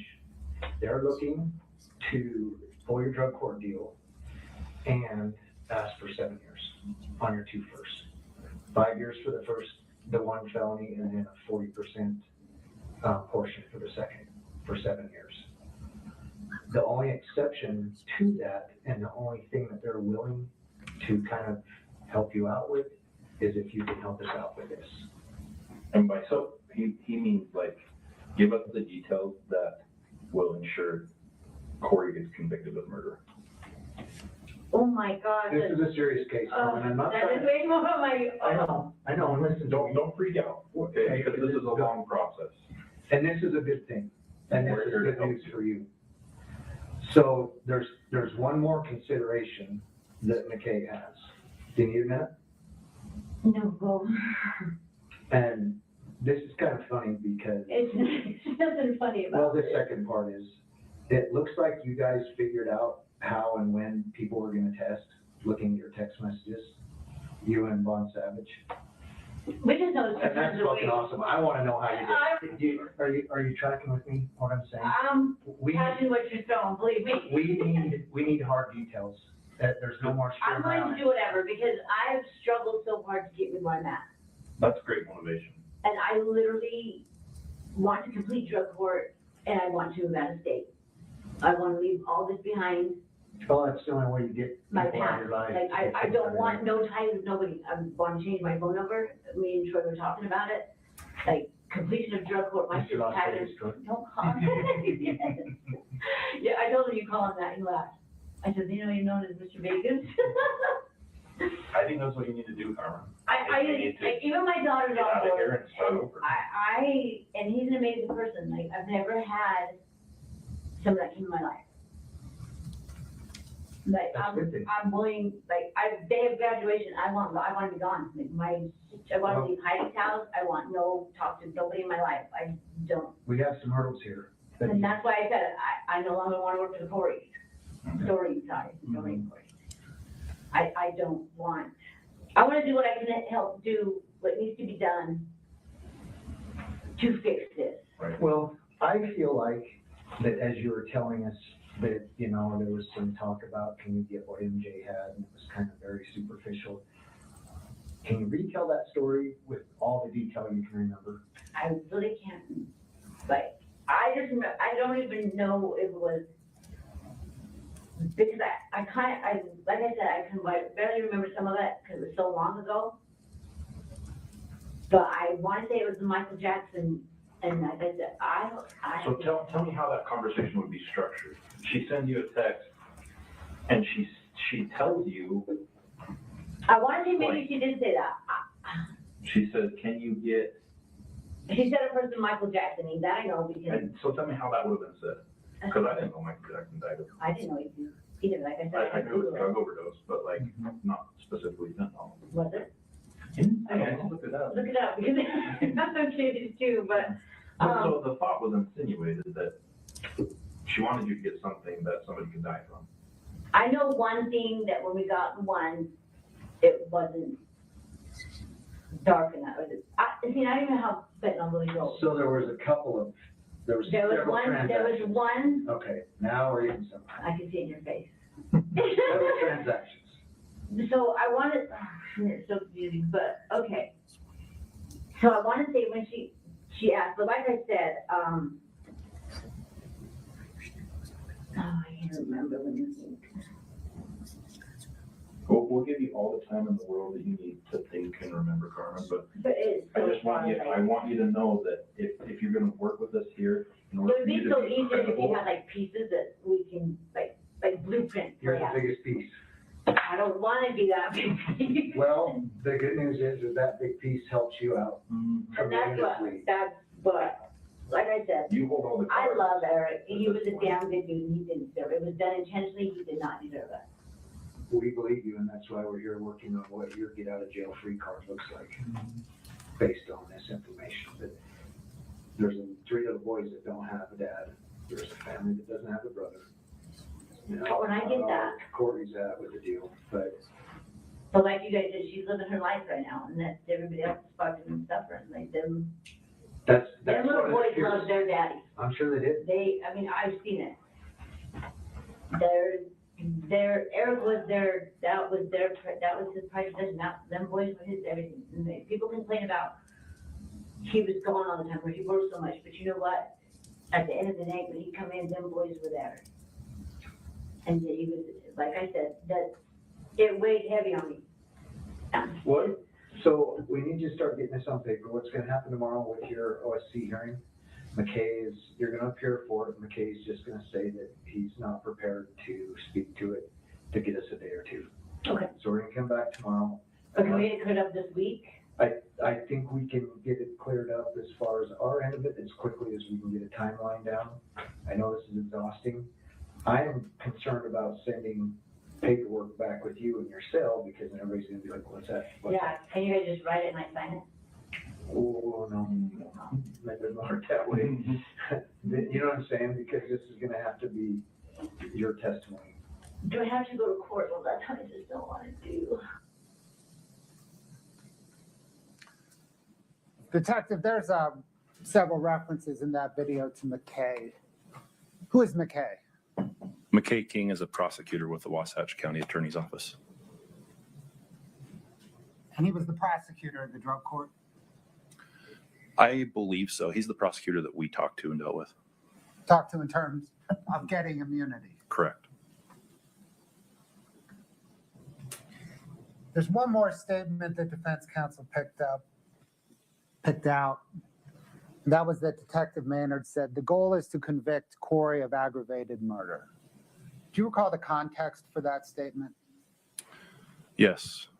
Detective Maynard was speaking with Carmen about the possibility of having to appear before a grand jury.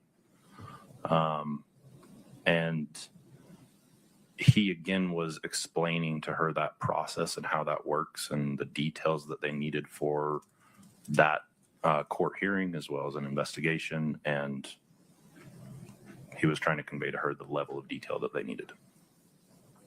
Scott, can I get exhibit 8-62 Delta Romeo, please?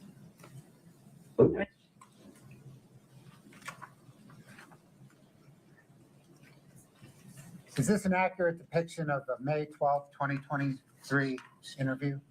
Yes, it is.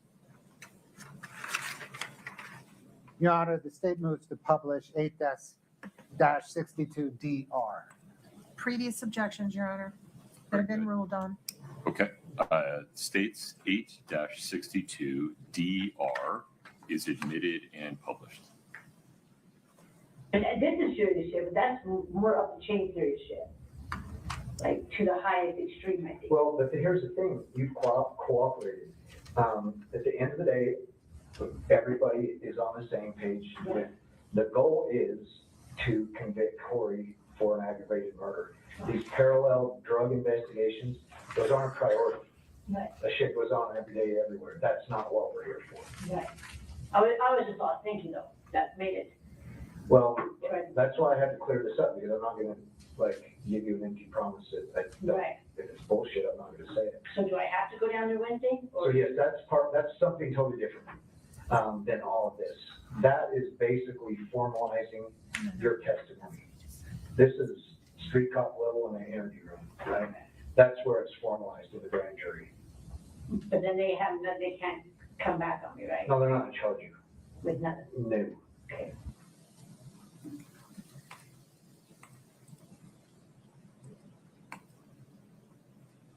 Detective, did you arrest Kouri Richins on May the 8th, 2023 pursuant to an arrest warrant?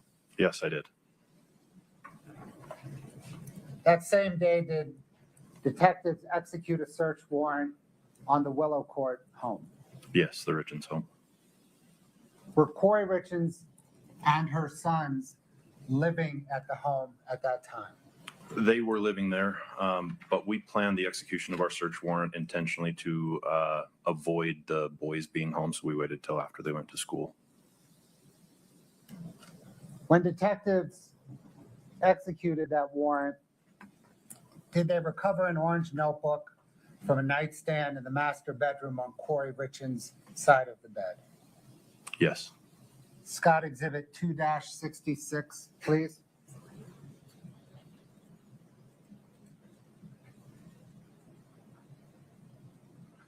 You just scroll through that real quick.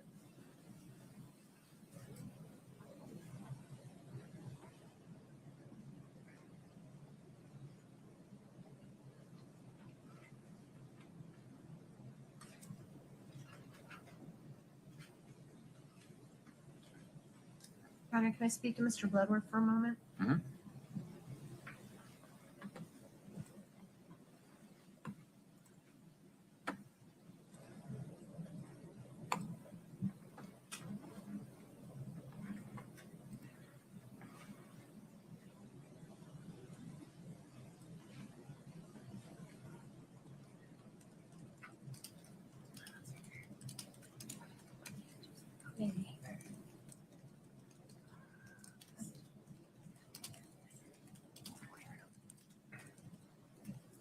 Thank you, Your Honor.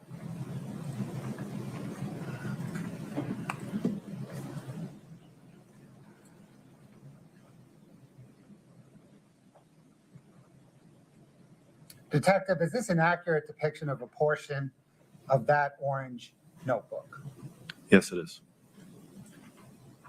Your Honor, the state moves to admit and publish 2-66R. We renew all our previous objections that have been ruled on by the court already, Your Honor. Understood. 2-66R is admitted and published.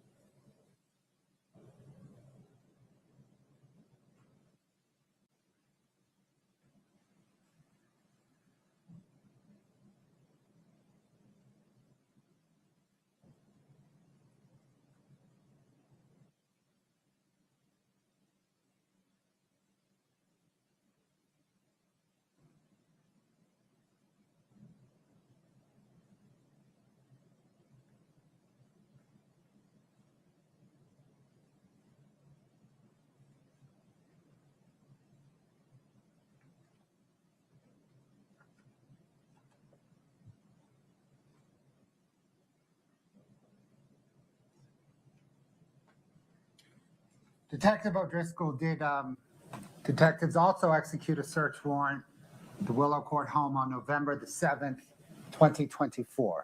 Yes. Scott, Exhibit 2-65, please. Is this an accurate depiction of a document recovered from the kitchen cabinet of the home pursuant to that search warrant? Yes, it is. Your Honor, the state moves to admit and publish 2-65. No objection. 2-65 is admitted.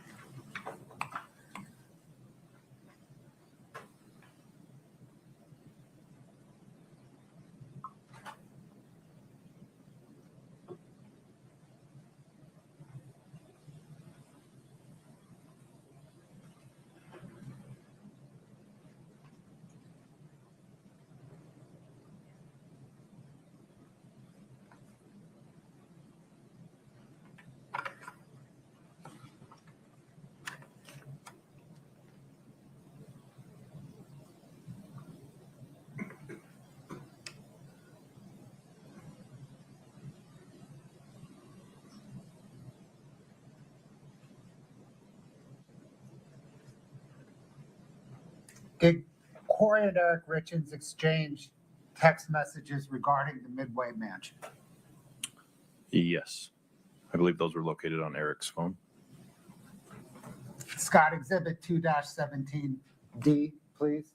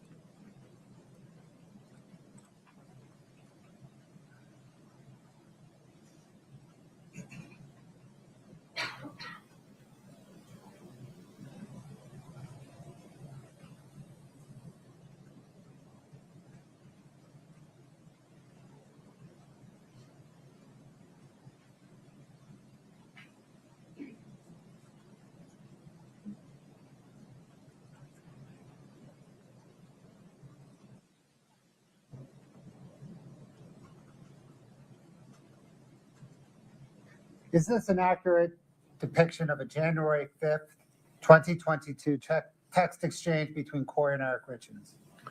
Yes. And the green bubbles are Eric and the blue bubbles are Miss Richins. Your Honor, can we have just one moment, please?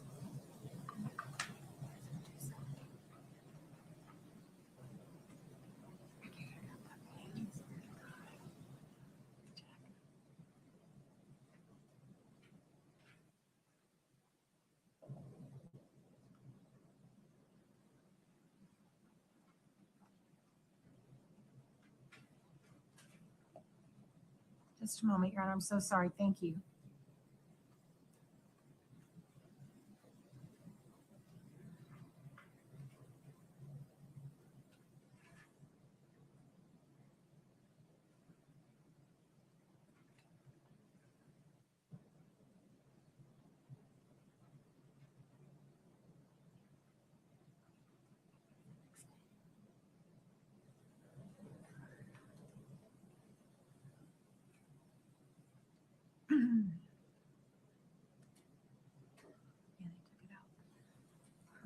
That's okay, Your Honor. No objection at this time. State moves to admit and publish 2-17D. 2-17D is admitted.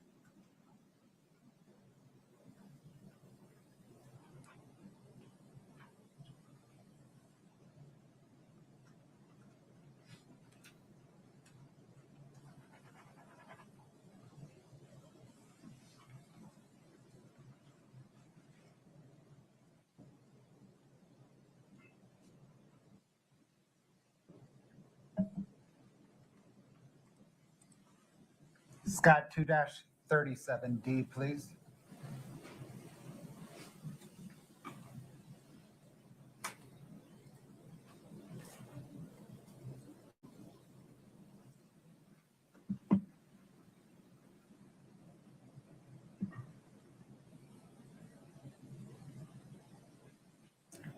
Detective, is this an accurate depiction of a March 2nd, 2022 text message between Kouri and Eric Richins? Yes, that's correct. Your Honor, the state moves to admit and publish 2-37D. No objection, Your Honor. Thank you. 2-37D is admitted.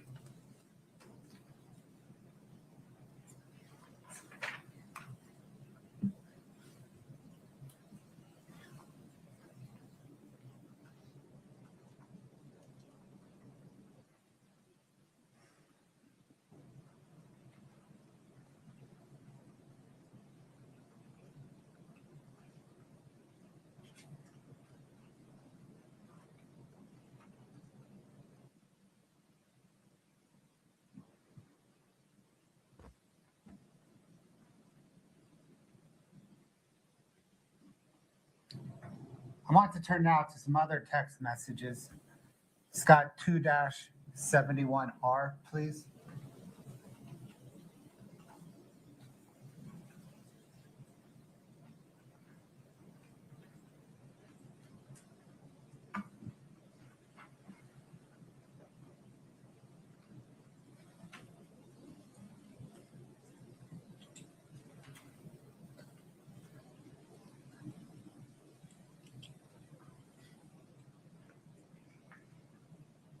Is this an accurate depiction of a May 24th, 2023 text message between Kouri Richins and her brother, DJ Kouri? Yes, it is. Your Honor, the state moves to admit and publish 2-71R. No objection. 2-71R is admitted and published.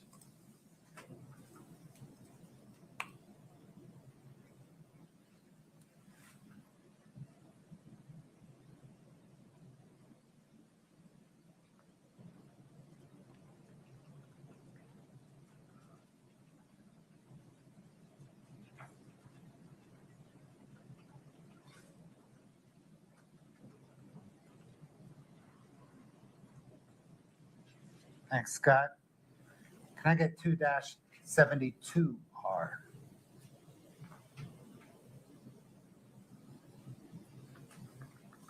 Detective, is this an accurate depiction of a May 23rd, 2023 text exchange between Kouri Richins and her mother, Lisa Darden?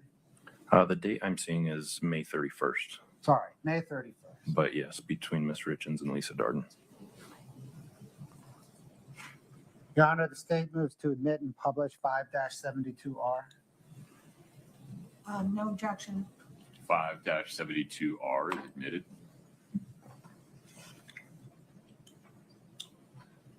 It's 5 or 2, I'm sorry. Sorry, 2. 2. 2-72R, yes. That's, sorry about that.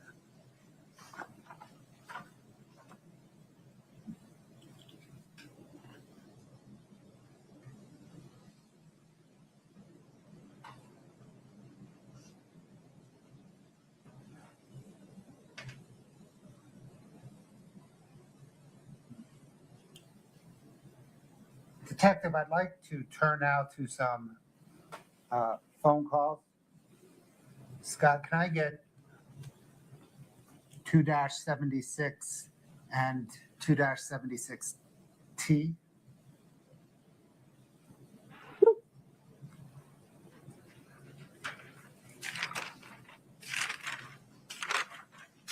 One second, detective. The detective can see 2-76T. Your Honor, 2-76 on the left side is an audio recording, so there's nothing to see. Okay. Is this an accurate transcription and audio recording of an August 22, 2023 phone call between Kouri Richins and Lisa Darden? The transcript does represent that, yes. I don't have the audio recording, but the transcript is accurate. Your Honor, the state moves to admit and publish 2-76 and 2-76T. If we could just have the instruction on the other speaker. Ladies and gentlemen, during this telephone conversation, you will hear the voice of Kouri Richins. You will also hear the voice of people that are not Kouri Richins. You can consider and accept the statements made by Kouri Richins for their truth or for any purpose. The people that are not Kouri Richins, you cannot consider their statements for the truth of what they say. You can only consider their statements for the effect they had upon the listener, Kouri Richins. 2-76 and 2-76T are admitted. Picked up the sandwiches from the diner. Are you asking me that? Yes. Oh, I did. I thought so. Okay, that's enough of that. Ronnie said, no. I said, Ronnie, yes. And there was something about a love letter put on the seat of his truck with the sandwiches. I said, I don't think so, Ronnie. I never heard that. I said, I believe they were eating in the office. Yeah, supposedly you put a love letter on the seat of his truck with the sandwiches. No. Yeah, exactly. In the office? Yeah. So it's just bullshit. Yeah. He became deathly ill. Well, Bailey was there. Like, and that's what I put. Yep. That's what I put.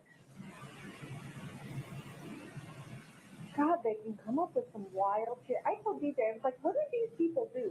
Just sit around a damn table and see if you can come up with the craziest fucking story? Well, you know, it makes sense to them.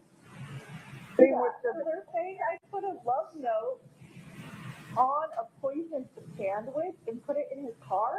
What the hell? Yes.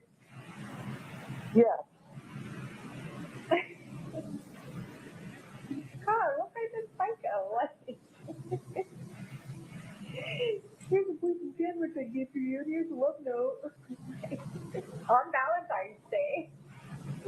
Like, what the fuck? Huh? On the seat of his truck is what it said. What in the hell?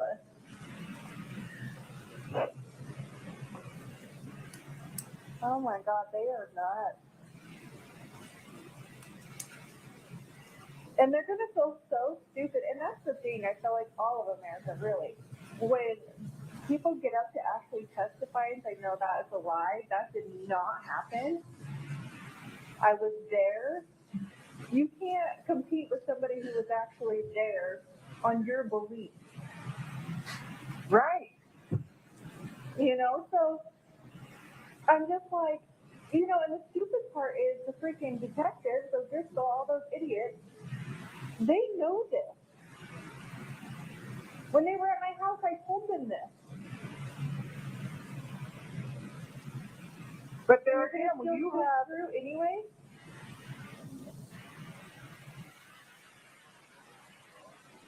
And I almost wonder if they didn't tell the prosecutor. So they're saying it was on, they're saying just a few days later, Valentine's Day, Kouri made Eric a sandwich and placed it on the seat of his truck along with the supposed love note. Oh my gosh, what the hell? And then the next question is, when Eric ate the sandwich, he immediately broke out in hives, had trouble breathing. He later told his friend he thought Kouri tried to poison him.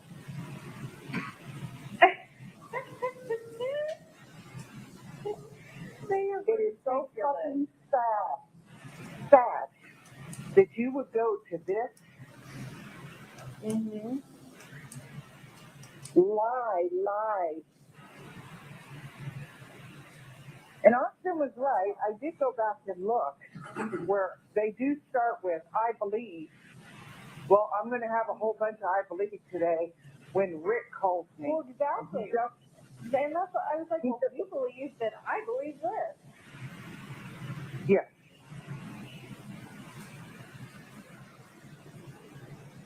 Exactly. Oh my gosh, they're ridiculous.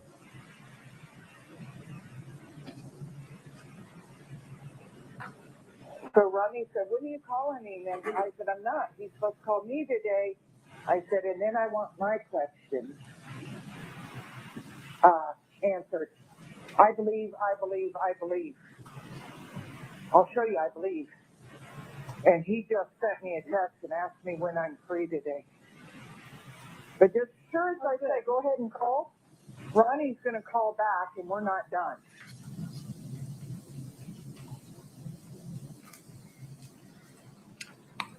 Scott, can I please get 2-77 and 2-77T?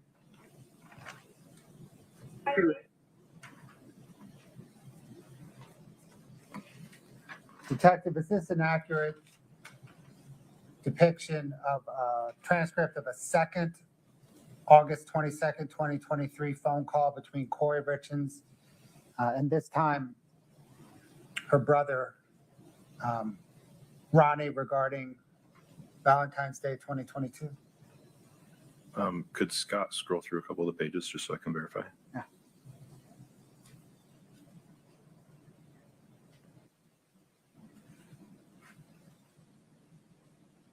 Yes, it is. Your Honor, the state moves to admit and publish 2-77 and 2-77T. Same instruction, Your Honor, but no objection. As with the last audio recording and transcript, you may consider Kouri Richins half of this conversation for the truth of the matter. You may not consider the statements made by people that are not Kouri Richins for the truth of the matter of what they say. You may only consider those people's statements for the effect they had upon Kouri Richins as the listener. The 2-77 and 2-77T are admitted. Erica's sandwich and put a love note on it, and the sandwich was poison. Oh my God, I know. It's like, no, the fuck, that did not happen. I was like, no, that didn't happen. Here's what happened. Nanny can testify. That's who fucking lived there. That's not what happened. Yeah. Like, that's not at all what happened. Where the fuck are you getting this bullshit?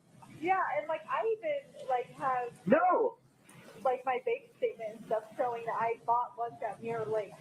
Like I didn't make any fucking. Yeah, I know. I was like, no. I was like, no. These sandwiches are bought from a restaurant from a diner up the road. Receipts to prove it. This shit didn't happen. They're working in the office, and Nanny's there to testify that all of this is true, and everything they just said is complete horseshit.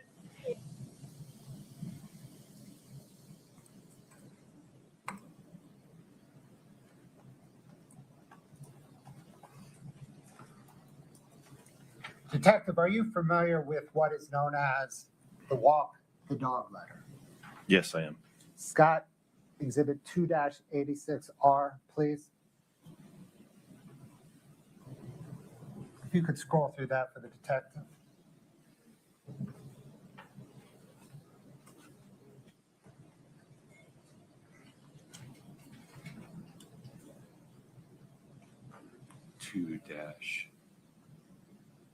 I have trouble reading it, I'm sorry. 86R. Detective, is this an accurate depiction of a 6-page letter to Lisa Darden written on either September 12th or 13th, 2023, that investigators recovered on September the 14th, 2023, from a book that was among Kouri Richins' personal possessions? Pause for 1 moment. Your Honor, I object. I think there needs to be a foundation laid of if whether or not it's to her mother. Please approach.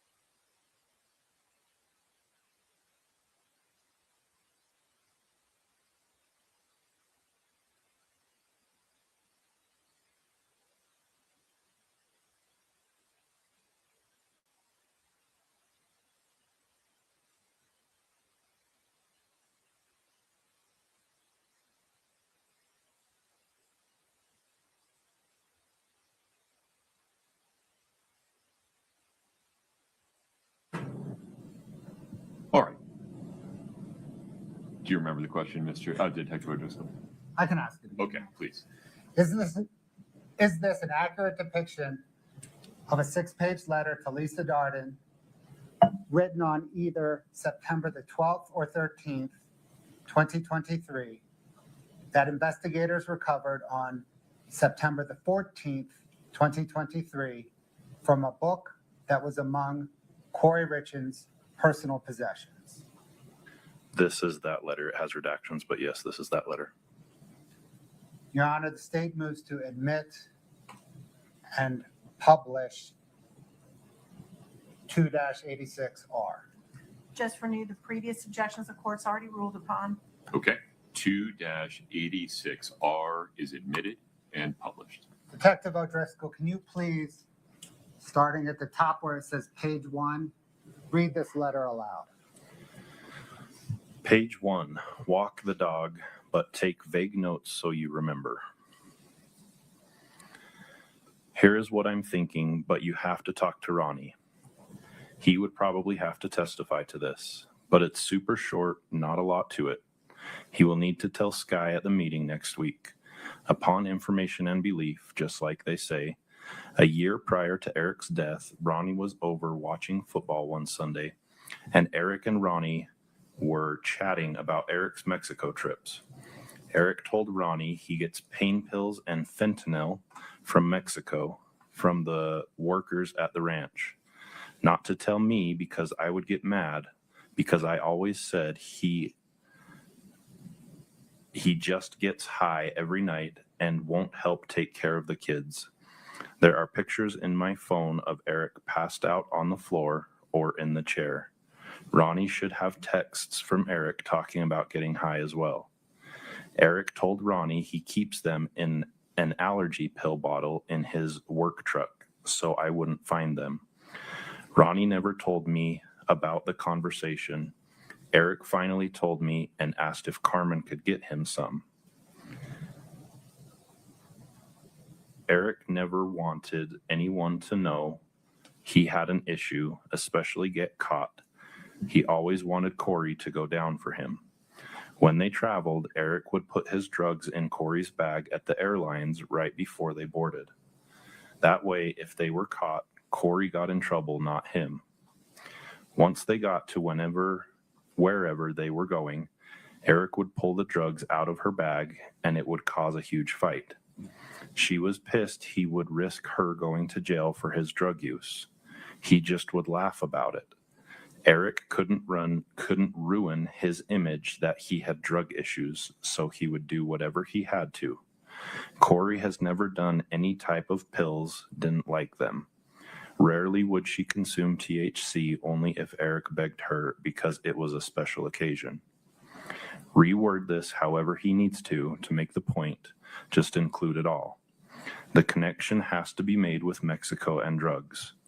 Ronnie will have the messages to prove Eric confided in him about getting high. It can be short and to the point, but has to be done. Upon information and belief, LOL. They never found pain pills or fentanyl in my house because he hid it in allergy bottle in work truck. And Cody emptied out work truck within a week, so they were never found. When you talk to Ronnie about this, meet up with him in person. I worry sometimes your house and phone are bugged. Maybe drive down to SL and meet him after work without Bree. Tell Ronnie don't overanalyze it. It was a quick 2-minute conversation, LOL. Tell him I need him to do this. Bring me home and then we will get those damn bitches. Also, please text Lotto or call. Tell him do not text me anything about us doing things together ever, like church, skiing, trips, nothing that puts us together. It doesn't look good. We're so close to the end, let's push through. Have the conversation with Ronnie before he meets with Sky. Then tell him to tell Sky at the meeting about the conversation. Hang in there, we're almost there. Love you to the moon. Take vague notes of all this so you remember before you walk the dog. Detective, does Sky in that letter refer to Sky Lazaro, Kouri Richins, former defense counsel? Yes. No further questions, Your Honor.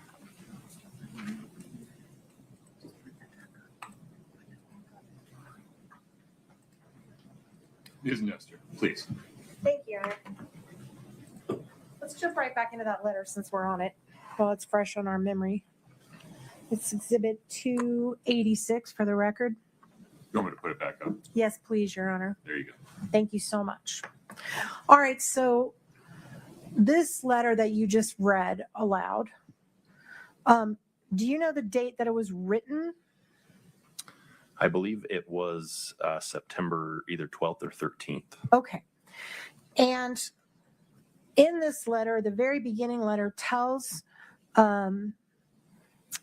I guess if it's her mother that she's addressing it to, if that's what you say, that to remind Ronnie to tell Sky this story, correct?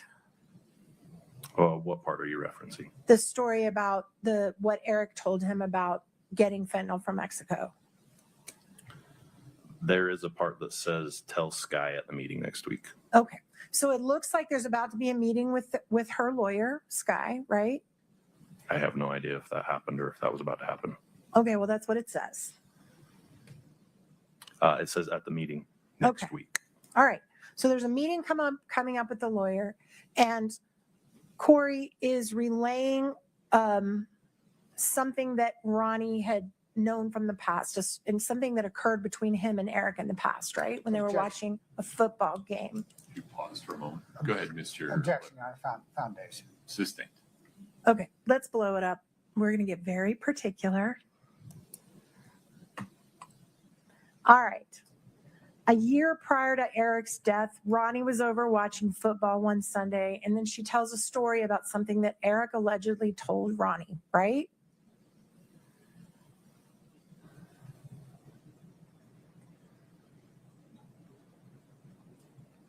And just by the way, if you could go up just a little bit above that. Wait for the answer. Wait, before let me rephrase. Katie, if you could go back up to he will need to tell Sky at the meeting next week, just start right there and then highlight. And then thank you. I'll rephrase. You're withdrawing that question? Yes, sir, I am. Understood. So he's going to need to tell Sky next week about a year prior to his death, something Eric told Ronnie, allegedly, right? About his trips to Mexico. Your Honor, there's no question there. It ends in a question mark. Thank you, Your Honor.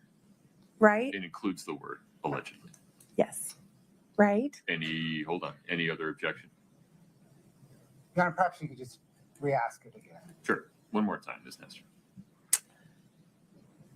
In the letter, because you said you weren't sure, so we're looking right at the letter. In the letter, she says at a meeting with Sky next week, and she talks about Ronnie telling a story about a year prior to Eric's death, Ronnie being over watching football one Sunday and talking to him about his trips to Mexico, right? That's what the document says. Okay. As the chief investigator of this case, did you ever go to Ronnie and say, hey, did this happen? I believe investigators reached out to Ronnie. I don't think it was me, but I believe one of the other investigators reached out to Ronnie for interview and were not able to talk to him. So the answer is you were never able to confirm or deny with Ronnie whether this actually happened. I was not. Okay, let's go to the next page. Then she tells a story about Eric putting drugs in her bag at the airlines right before they board. You see that? Can you highlight it, please, Katie? Now, that story has been verified by Allie Staking, her friend that testified before this jury, correct? Objection, Your Honor. Foundation. Have you been sitting in this? The objection's overruled. Thank you, Your Honor. Is that right?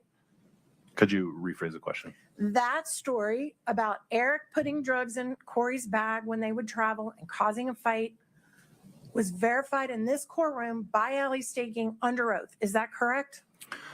I listened to Ms. Staking's testimony. She told of one incident when that happened. Okay. This says Eric Wood as if it happened multiple times, so I don't know. I just know what I heard Ms. Staking testify to. Did you ever interview ask any of Kouri's friends or family if they knew of situations where it had happened before? Where what had happened before? Where Eric had put drugs in Kouri's luggage when they traveled? I don't recall asking that specific question, but I think I heard about it coming up. I don't remember who the conversation was with, but I think I had heard something to this effect before.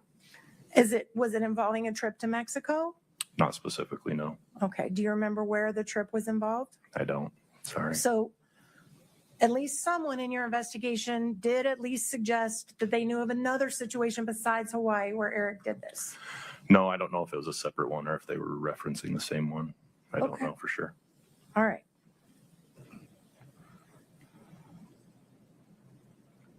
All right, if we could go to the bottom of highlight the bottom half for me.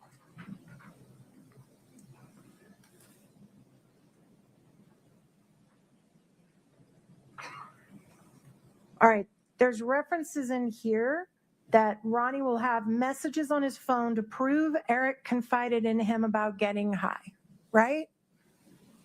That's what this text says. As the chief investigator of this case, did you ever go check Ronnie's phone to see if those existed to verify this? I was made aware of this letter after May 8th. Of 2023. Of 2023. Okay. Like I said, I believe investigators reached out to Ronnie to talk to him in general about the case, and he denied letting us talk to him. So no, I was never able to confirm this with his cell phone. So we sure have sat in this courtroom and listened to a lot of testimony about search warrants to seize phones. You know how to do that, right? I do know how to do that. Didn't issue a search warrant to get Ronnie's phone to see if that happens to be true.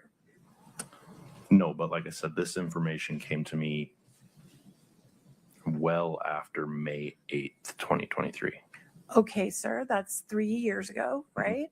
Yep. And isn't it true you issued a search warrant as recently as 2 months ago to search the house for, I think, the 10th or 11th time, didn't you? Yes. Okay. All right, and then can we go to the very last little bit about they never found pain pills or fentanyl in my house? At the bottom? Yes, please. Thank you. I can see that. You can see it? Great. Okay. So again, this refers to the previous page where Eric allegedly told Ronnie that he kept his drugs in an allergy bottle in his work truck so that Kouri wouldn't find it, right? Objection, Foundation. That's not what the previous page says. We just go back to the previous page. Sure. We'll use the Absolutely. Katie, can you go back to the first page and find the section in there about where he kept his drugs? Subscribe to at Southern Sin and hit the bell for when we go live. Let's see. Yep. Eric told Ronnie he keeps them in an allergy pill bottle in his work truck so I wouldn't find them. Isn't that what that says? The whole sentence says Eric told Ronnie he keeps them in an allergy pill bottle in his work truck so I wouldn't find them. And by the way, this was seized September 14th of 2023, correct? I believe so, yes. And at that point, had you revealed to Kouri that you had found an empty hydrocodone bottle in Eric's nightstand the day of his death? Had you ever revealed that to her or her lawyer at this point? I personally didn't find the bottle. Okay. It was located on the night of Eric's death and was transported with his body to the ME's office. There's no way for Kouri to know that when she wrote this, right? Objection, Your Honor. Speculation. Sustained. Okay, that's fair.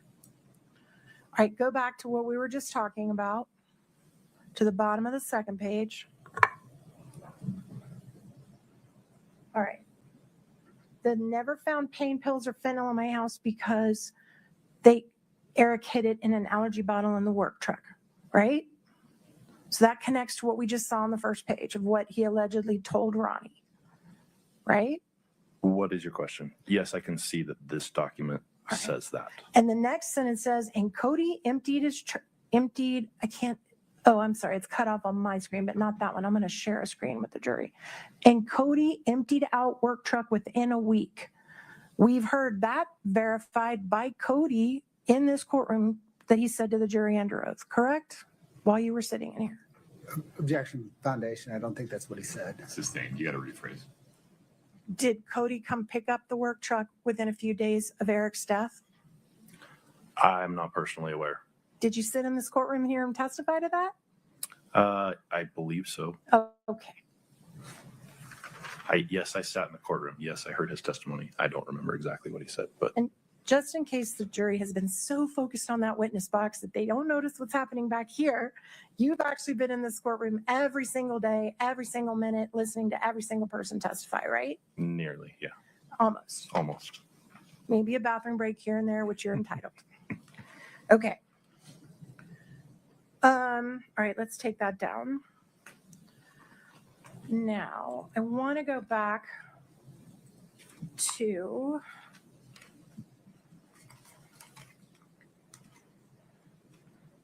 by the way, the just last little thing on the walk the dog letter, and then I swear I'll quit beating a dead horse. But the walk the dog letter, to your knowledge, was the walk the dog letter ever delivered to Kouri's mom, to her brother, to the lawyer, to anybody? I don't believe so, not to my knowledge. Okay, thank you. All right. Now let's back up just a little bit to your entry into this case. Oh, Your Honor, I left my notes. May I please return to the table?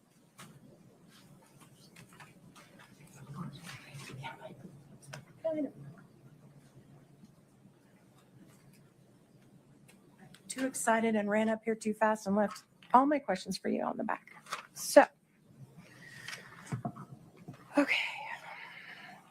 I want to talk to you about the time. So you basically, before you even entered this case as the new head of the investigation, Lead investigator. Thank you so much. I want to use your terminology.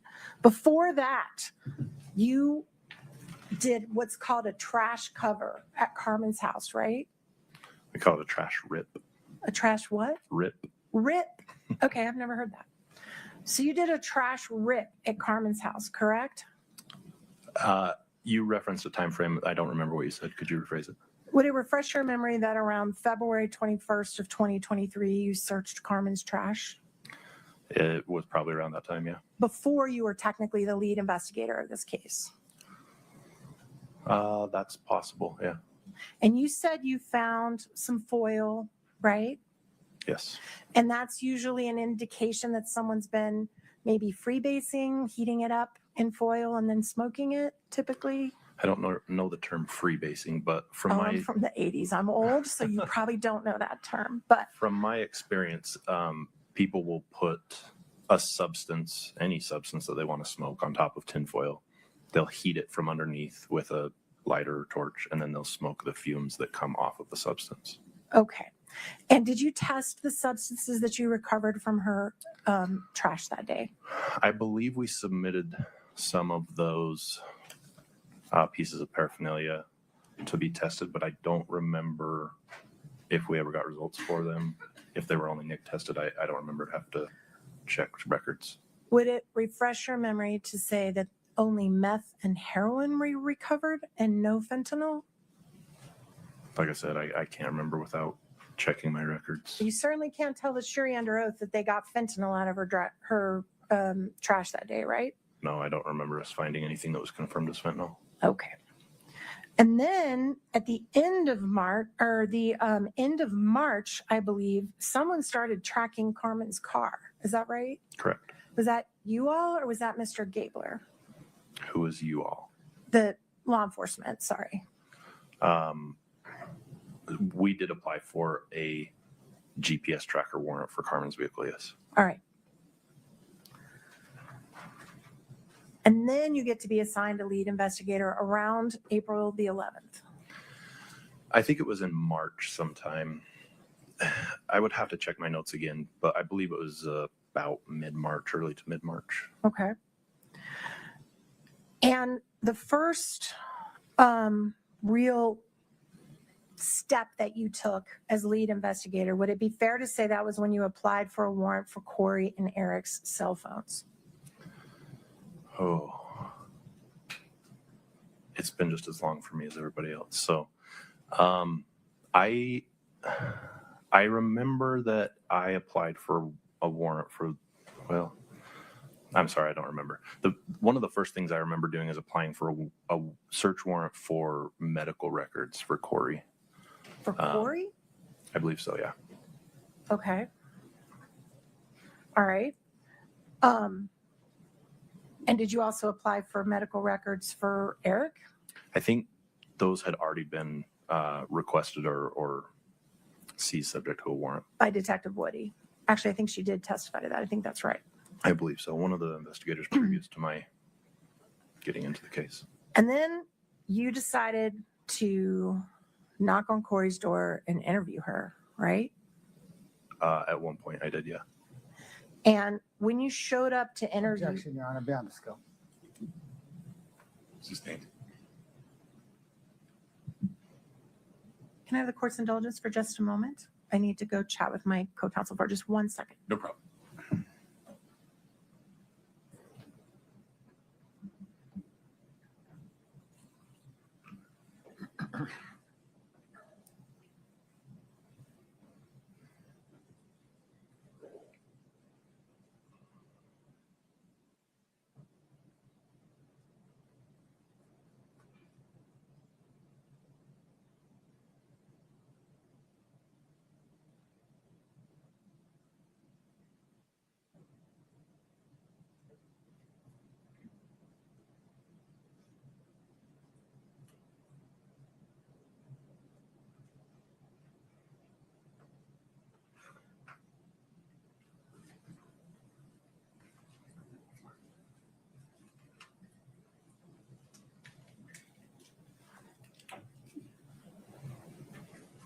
All right, so we are going to leave that topic alone and we're going to move forward, okay? Okay.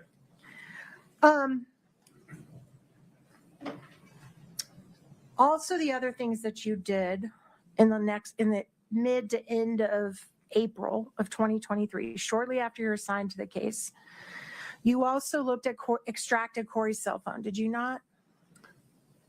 Yes, I would have to verify the date, but yes. Okay. And when you extracted the phone, were you able to start looking at her texts and looking at her everything in her phone? Yes. At this time, we had just acquired our own forensic equipment. So previously, we relied on the RCFL for our digital forensic evidence extractions and so forth.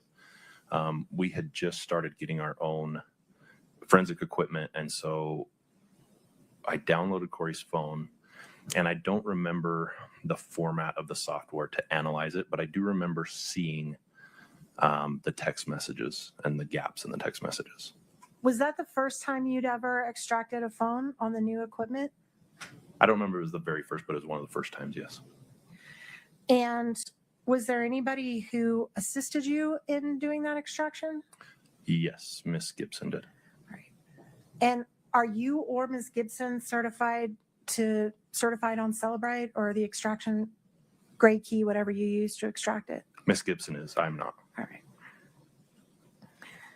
And then after you extracted Kouri's cell phone, you interviewed Chelsea Barney. Did you not? I did. And Chelsea's testified here. Chelsea was Ms. Richins' dear friend from junior high, right? That's what I understood, yes. And when Chelsea came in to be interviewed, didn't you tell her that you had evidence that she and Kouri had spoken the night of Eric's death? Chelsea did not come in anywhere when I interviewed her. I interviewed her in her home in Heber. Oh, were you present when she did the interview at the sheriff's department? No, I was not. All right. So when you interviewed her at her home in Heber, did you tell Chelsea that you had evidence that she and Kouri had spoken the night of Eric's death? Your objection of foundation as to what time frame are we talking about? Can you? A little foundation. Sure, I'm glad to. Can you tell us when you interviewed Chelsea in Heber? I can't give you an exact date. My best guess is it was probably April sometime of 2023. Before Kouri's arrest date. Correct. And when you interviewed Chelsea in April of 2023, did you tell her, did you represent to her that you had evidence that she and Kouri had spoken the night of Eric's death? I don't think it was phrased that way. So we had some interest in the timeline of their communication between Chelsea and Kouri the night of Eric's death. Because when we looked at what was available on the phone, it appeared that Chelsea and Kouri texted every single day. Like they were always talking with each other. And then there was a gap, I believe, between March 2nd and March 4th. So that stuck out to me as unusual. And I did bring that up with Chelsea and just asked her if she knew of any reason that there would be that gap. And then she was actually able to produce some documents from her cell carrier that we went over together, and it looked like that matched up. So you originally suspected that maybe she had deleted a conversation with Kouri? That's what it looked like initially, is that there was an unusual gap in communication between these two best friends that I understood them to be. Okay. And it turned out that was incorrect, right? From what I'm remembering, yes. So there's some confusion because there were just personal direct text messages between just Kouri and Chelsea. And then there was a group chat of all their friends. Right. And it was hard to distinguish in the beginning which occurred when. And I think that's where some of the confusion came from. But ultimately, you were able to agree with Chelsea that she did not speak with Kouri the night of Eric's death and did not delete any messages with Kouri, correct?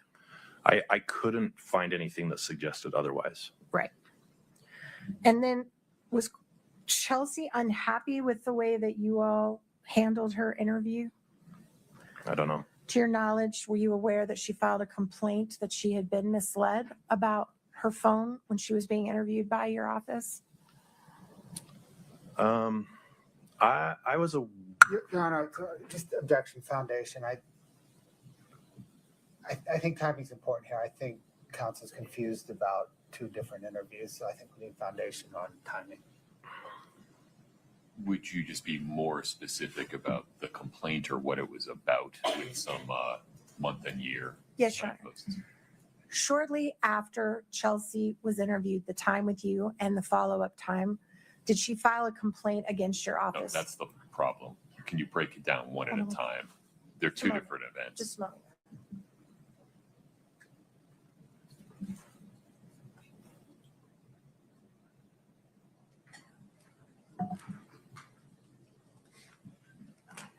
Okay, I understand now, Your Honor.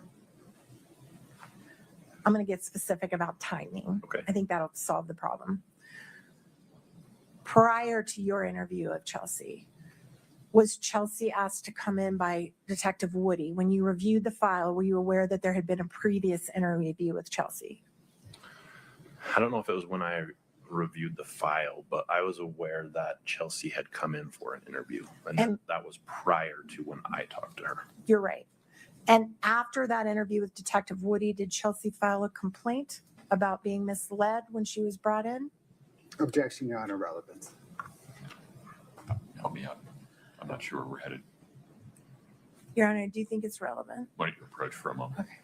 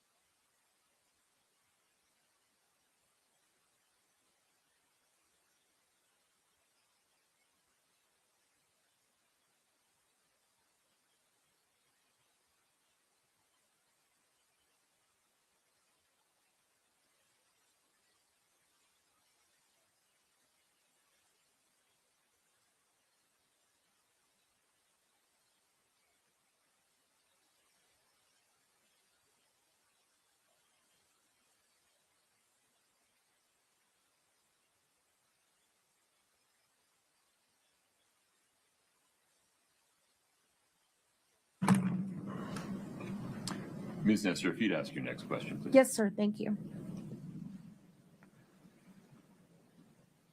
All right. And in addition to you interviewing Chelsea at her home in Heber sometime in mid-April, you also interviewed a close friend of Eric named Jake, right? Yes. All right. Jake Sorensen. And then you, at the end of April, is when Mr. Bloodworth said on April 26th, when you got the warrant and executed the warrant on Carmen Lauber's house, right? We executed a warrant on Carmen Lauber's residence on April 26, 2023. Right. So between April 11th or end of March, when you first joined the case, and April 26th of 23, you possibly got a warrant for cell phones. You extracted Kouri's phone, interviewed Chelsea and Jake. And then that's when the seizure happened at Carmen's house, right? I'm not sure what you're referencing about the April 11th date. That's the date on your report when you were assigned to the case. So that's the date I've been using. But if you remember earlier. That's the date that I wrote the report? No. I mean, it doesn't matter to me. It's not. If you remember it was the end of March, we'll go with that. That's fine. I'll use the end of March. But okay. And then you search Carmen's house. And then the next day is when we saw the interview that you had with Carmen at the jail, right? yes, so Carmen's home was searched on April 26th. That same day, she was arrested for driving on suspended license. And then the next day was the first time that we spoke with her at the Wasatch County Jail. So first, the search of her house. Was any fentanyl located in her house at all? No. No. Then when you go to interview her, do you know what time of the night or the day she was pulled over for driving with the suspended license? It was in the morning. And what time of day did you see her on the 27th? I don't remember. Okay. I would have to look at the timestamp on the video of the interview. And I watched the interview, but I never saw anyone ask her if she was under the influence while you were interviewing her. Did anyone ever ask her that question? I don't remember. I don't think so, but I don't remember. And is it fair to say in that first interview, before any promises have been made about leniency or anything, Carmen denied ever being asked for fentanyl by Kouri Richins? Yeah, I testified earlier that drug dealers, in my experience, when you interview them, will initially... Well, let me stop you. I'm asking about Carmen, not other drug dealers. I'm asking about Carmen Lauber. Did she deny ever being asked by Kouri Richins for fentanyl? Yeah, as most other drug dealers also do when I interview them. And did she share with you a personal tragedy that her daughter had OD'd on fentanyl? Yes. And did she tell you that because of that, she didn't mess with fentanyl? Objection, Your Honor. Hearsay. I think she's asking about statements from the prior interview. Let me ask a more specific question. Do you mind approaching for a moment?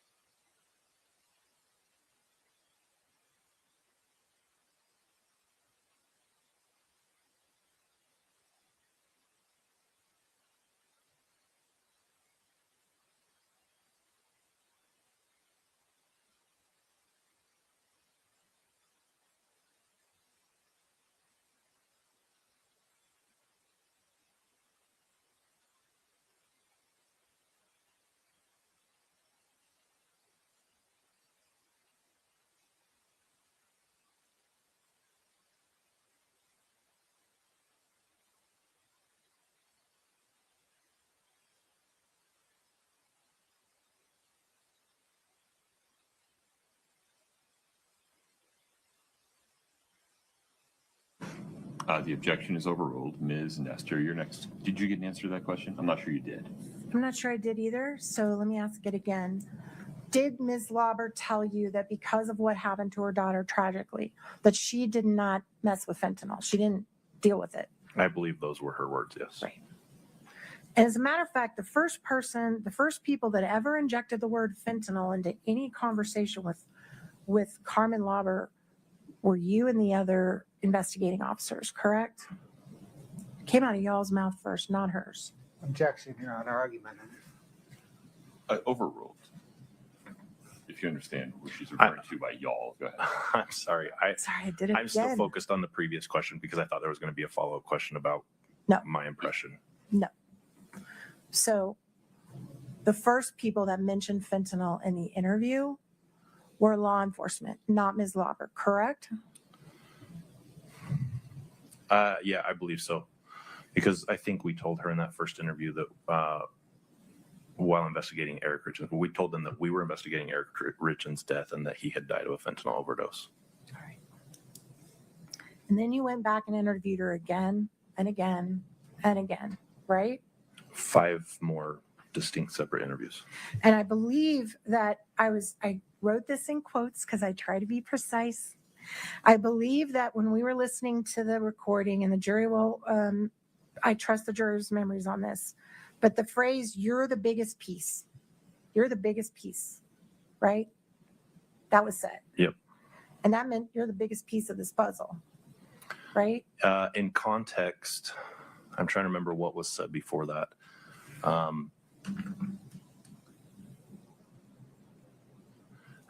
I think there was a Miss Lauber made a reference to, can we just like put all of the pieces together in front of us so that we can see how it happened? Actually, it wasn't can we, it was can you put the pieces together for me, correct? Yeah, something like that. Yeah. And then go ahead, I didn't mean to interrupt you. Yeah. And so in context, we said, you're the biggest piece of that set of information that we're trying to figure out. And you also, and I wrote this in quotes, and hopefully the jury will recall this the way I do, you hold all the cards. Yeah, as in she had all the information that we didn't know. And we saw her struggling and telling you repeatedly that she could not recall dates. She could not remember certain things. Is that right?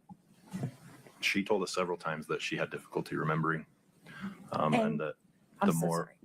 and that the more that we brought to her and showed her things that were corroborated, the more she remembered and the better recollection she had. And then within less than a few days of when she finally gave you what you needed, that there was fentanyl involved in her transactions, within a few days is when you issued the warrant to arrest Kouri, right?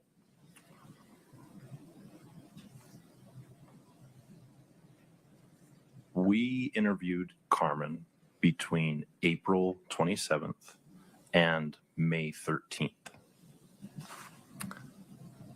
The warrant for Kouri's arrest was issued by 3rd District Court on May 8th. But when was it requested? May 3rd? Does that refresh your I memory? don't request arrest warrants. You signed, you're right, that's done by the county attorney's office, correct? They filed charges in the case and requested an arrest warrant. We were made aware of it on May 8th.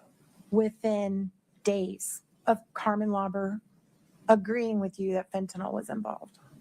May 8th falls between April 27th and May 13th, yes. Okay.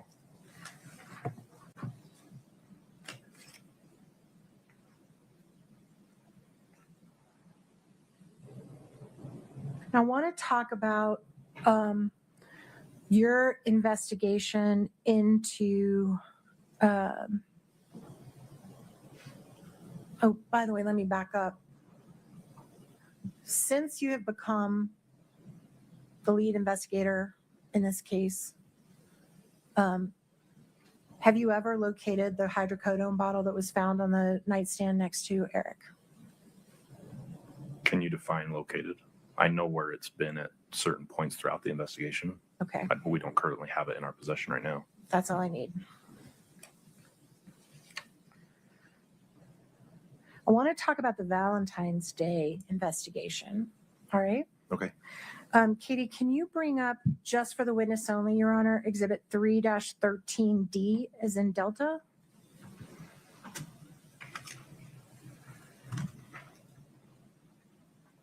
Do Do you recognize this exhibit? Yes, it states Exhibit 3-13D. And is it fair to say that this exhibit is a visual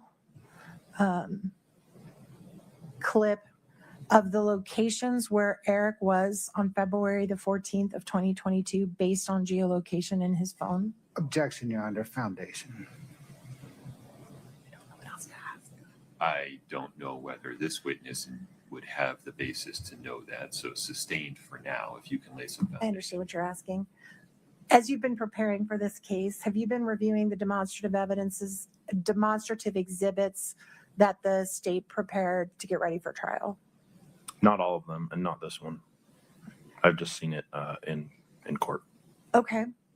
Did you, as the head investigator of this case, investigate Eric's whereabouts on the days of February 14th, 2022? Yes, in the sense that Mr. Kotradimos, the digital forensics expert that the county hired, helped us in the analysis of the phones, and he at some point told us the data that was in the phone regarding Eric's location on the 14th. All right. So without revealing anything that Mr. Kostradimos said, what did you learn about Eric's locations that informed how you acted in the future in your investigation? Well, objection, Foundation. I don't know how he would know that without hearsay. Well, it's possible that he heard it prior to being in court, and to the extent that is to inform what he did next, we can accept it not for the truth of the matter. Shall we proceed in that way? Yes, Your Honor. Let's see what the response is. Go ahead.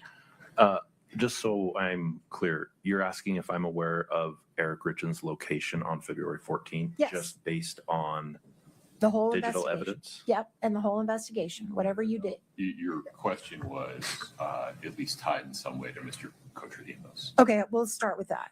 So based on your working with Mr. Kostradimos, looking at the digital evidence that you went through in this case, do you have a knowledge of Eric's locations on February 14th of 2022? Maybe pause for a minute. We Yes. can just approach for a minute.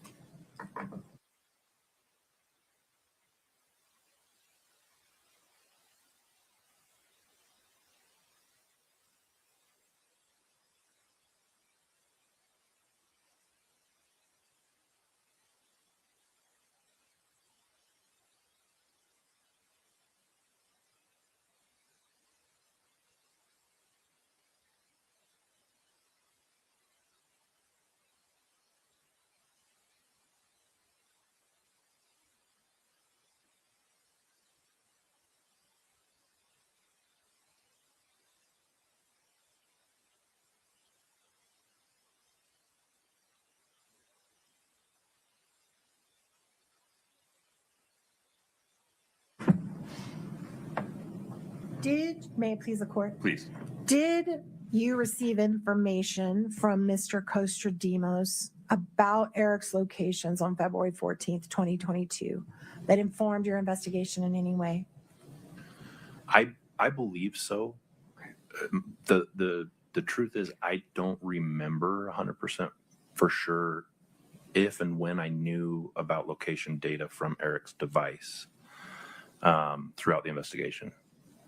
I would have to go back and review reports, especially Mr. Kotradimos' reports. Can we, Your Honor, I just don't remember. Can we see if this document refreshes your memory as to that? This one or different? Yes. Can we go through the pages very slowly and give him a minute to see if it refreshes his recollection? Yeah, objection, Foundation.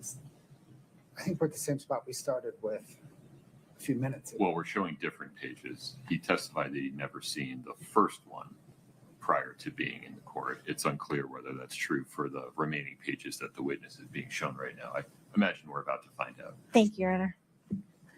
Do you need us to do it again, or did you see them all? Yeah, I saw them.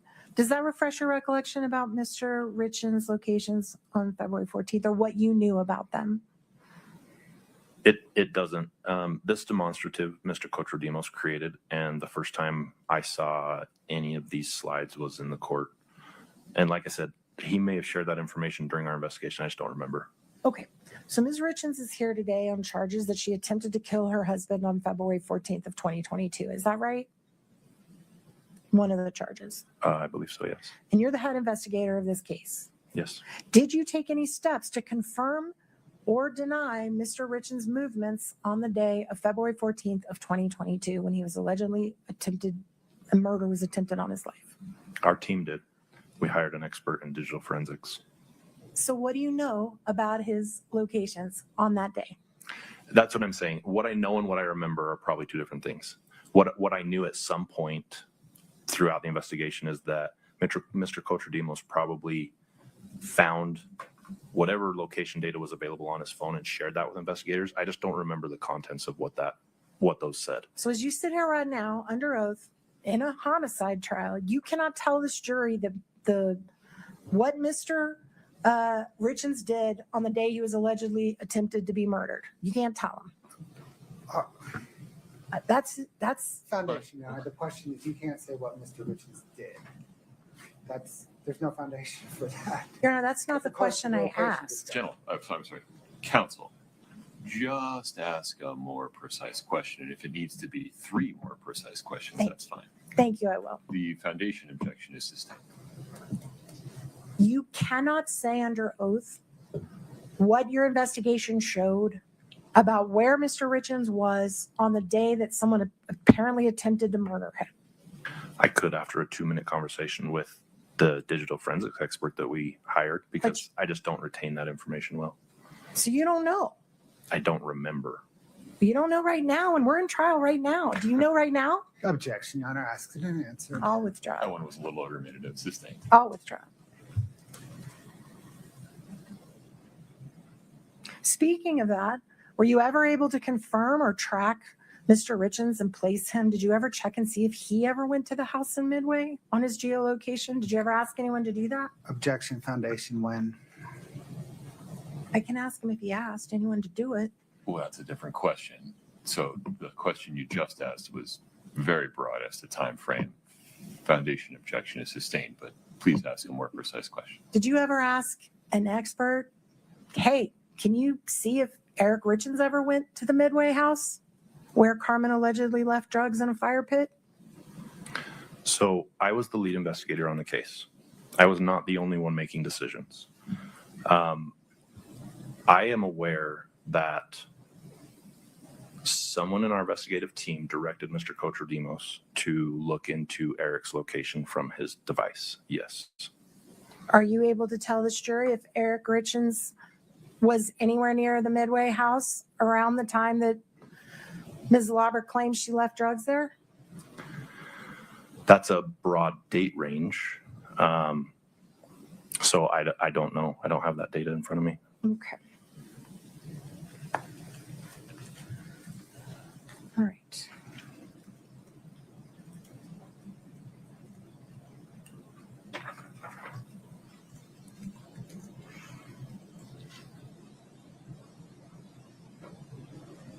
Is it true that through all your interviews with Carmen and your attempts to corroborate what she was telling you, at least one of the times that Carmen allegedly purchased drugs from Mr. Crozier and brought them to Kouri was after Eric was dead? Her testimony was not that. She didn't remember it that way. We found digital evidence that suggested that. So after Eric died, it is your understanding that there's still drug dealing going on between Kouri and Ms. Lauber? I am aware that Ms. Lauber conducted a similar transaction 2 ones prior to Eric's death, after his death with Ms. Richins. On that's the occasion, I believe, and you were here. If I'm wrong, please correct me, but that's the occasion where Ms. Lauber claims that Kouri had to write her a check, right? Yes. And the check was written out on the Kouri Richins Realty checkbook, right? As you recall from your investigation. Yeah, I believe it was K. Richins Realty check. Did you do any corroboration or investigation into whether or not Carmen Lauber did actual work for Kouri Richins Realty that week? Yeah, I mean, we talked to Carmen about her relationship with Kouri in all ways. And she said she had done some work for Kouri in several different capacities. As far as that week, I don't know that we ever got into those details. That was the week that they were about to close on the Midway Mansion. Is that correct? What date are you referring to? The date that, I'm sorry, strike that. That's fair.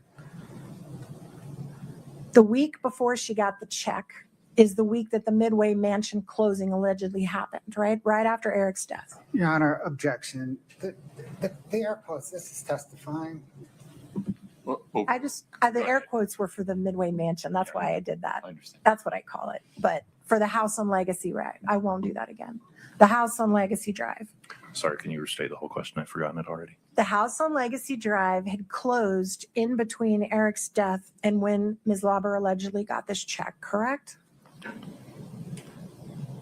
Between Eric's death and when she got the check? Right. As far as my understanding, yes. Did you ever talk to the realtor and say, hey, did Carmen Lauber clean up that house the week before it closed? Which realtor? The realtor for the Legacy house. I'm not aware who that is. You don't even know who was selling that house? No. So I guess the answer is no, you never made any attempt to corroborate whether Carmen did work that week. I don't know that the realtor would know the answer to that question, but I never talked to them. Okay. And speaking of the Midway Mansion closing, we've had some testimony here about some closing documents that were signed and dated either the day after Eric died or a couple of days after Eric died. Did you hear that testimony? I believe so, yeah. Did you ever go to the people that conducted the closing and confirm whether Kouri was present at that closing in person? No. Are you aware that you can do closings on houses without being present in person? I know nothing about realty. Okay, well, then I'll let you have a pass on that. Did you ever do any determination as to whether those documents were signed through what's called DocuSign electronically? I'm sorry, can you say the question again?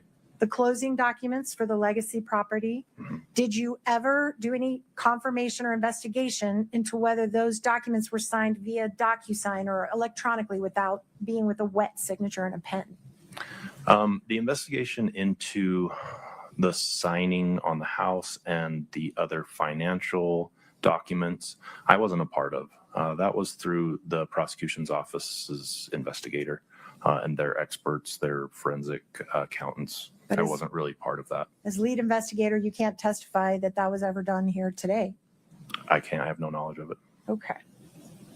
You did, you were involved in at least 8 of the 10 search warrants that were issued on this house? Because I think the first 2 were Detective What do you Wood. mean by involved? You were lead investigator once those warrants were being executed? I think the first 2 were Woody, so I don't want to credit those The to title of lead investigator doesn't necessarily mean what I did in those circumstances. I guess I would ask you to be a little more specific about what you're asking. How many warrants are you aware were executed on the house, on the Richins home?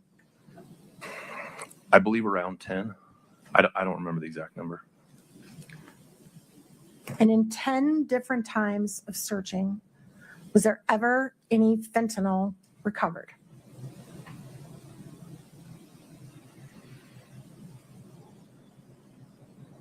Throughout the 10 search warrants, anything that was recovered during those search warrants that we suspected may contain fentanyl, have traces of fentanyl, were sent to the state lab. Okay. We got results back from the state lab. There were some items that. May we approach? Okay. Do you want to move on? Yeah. Okay.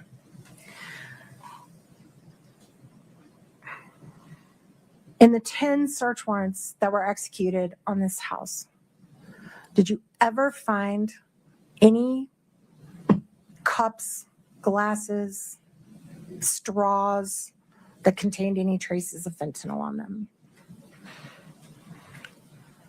Let me be clear. I wasn't present at every single time that the house was searched. So the answer is investigators in my team or investigators from the Summit County Sheriff's Office did not find cups, straws, the things you mentioned that contain fentanyl, no. As you sit here today, can you even tell this jury the exact time that Eric Richins died? I don't know that anybody can. Can you tell this jury how fentanyl got inside of Eric Richins? Based on evidence, not speculation or theory, but evidence.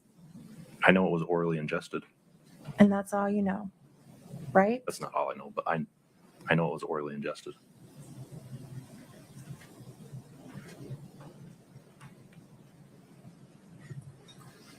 To this date, have you ever recovered any of the pills that Carmen Lauber allegedly gave to Kouri Richins to test to see what they are? That I can confirm for sure are the pills that passed from Carmen's hand to Kouri's hand. Correct. No. Okay.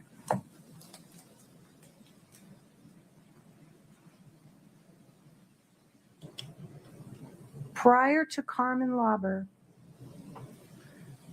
second, third, fourth interview, there was never a warrant issued for Kouri's arrest prior to that date. Is that correct? I'm sorry, can you say the question again? Prior to the interviews with Carmen Lauber, there was never, that was the first time you all requested an arrest. Well, let me say, because I won't say y'all. The first time there was ever a formal request to arrest Kouri Richins was after the interview with Carmen Lauber, correct? After at least the first 3 interviews with Carmen Lauber, we had enough information that we believed met a probable cause standard for the arrest of Ms. Richins. Okay. We gave that information to the prosecutors and they filed charges in this case. They then requested an arrest warrant be issued from 3rd District Court. I executed that warrant by arresting Ms. Richins. Have you ever heard of hair follicle testing? I think I've heard that term. I don't know what you're referring What's to. your knowledge of it? That people much smarter than me can test hair follicles for what it can tell you about the body's biology. Specifically, about the extent of what I know. Specifically, isn't it fair? You've been a narcotics officer for a long time. Objection, Your Honor, relevant scope. This is beyond the scope, Your Honor, it goes to the investigation or lack thereof. but beyond the scope of the version or the version of the direct examination regarding the investigation. You have other options to get into this. It's just not right now. Okay.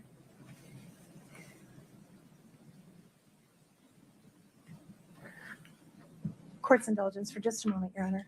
Of course.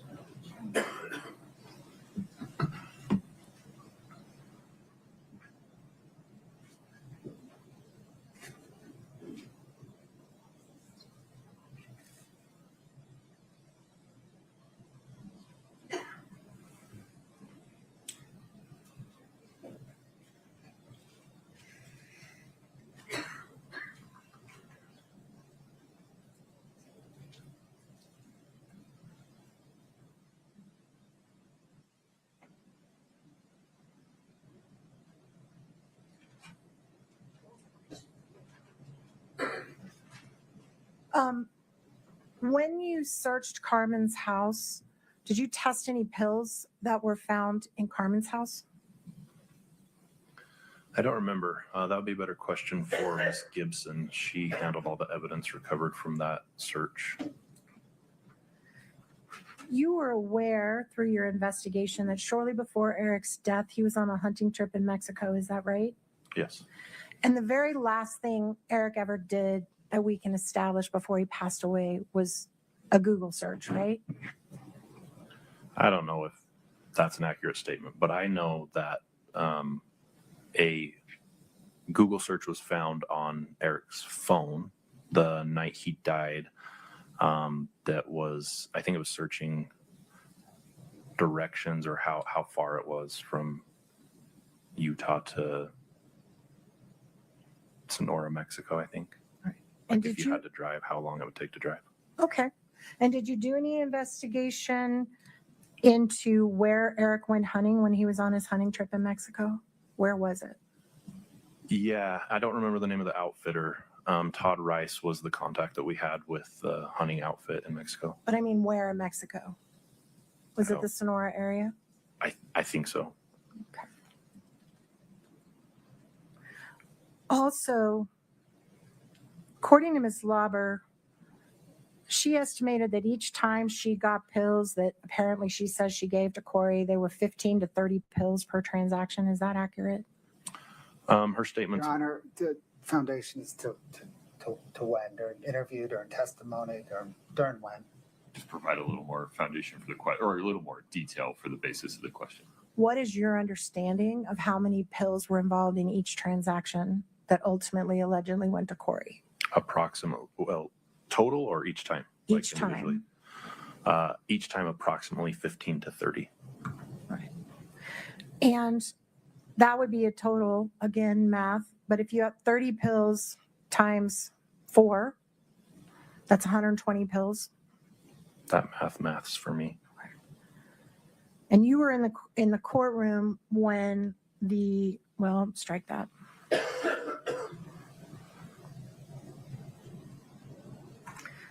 Did you give Carmen rides to meetings with her attorney in your car after she agreed to cooperate with you? We helped transport Carmen when she couldn't get somewhere. It wasn't usually in my car. It was in Detective Maynard's, but yeah. How often did you guys give Carmen rides places? It was only a couple times. Did you talk to her on the phone? Yeah. Check in with her? Mhm. Went by and saw her at her house? We need answers, Steve. I'm sorry. You got to say yes because they can't type. Mhm. Right. Okay, so what was the answer to the last question about you called her on the phone? Yes. You would go by and see her in person? Well, not just like to see her, but like if we needed to get in contact with her in person for some reason, yeah, sometimes we would go to her house or her work, wherever she was at. And this relationship or these interactions that you had with her extended from the time she agreed to cooperate with you to literally she showed up in court, right? If you're referring to myself and Detective Maynard, yes, because Detective Maynard contacts and deals with Carmen a lot more than I do. Okay.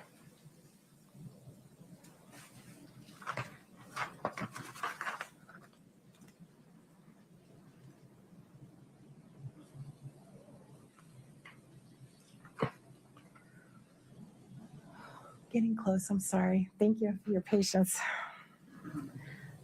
Oh, okay.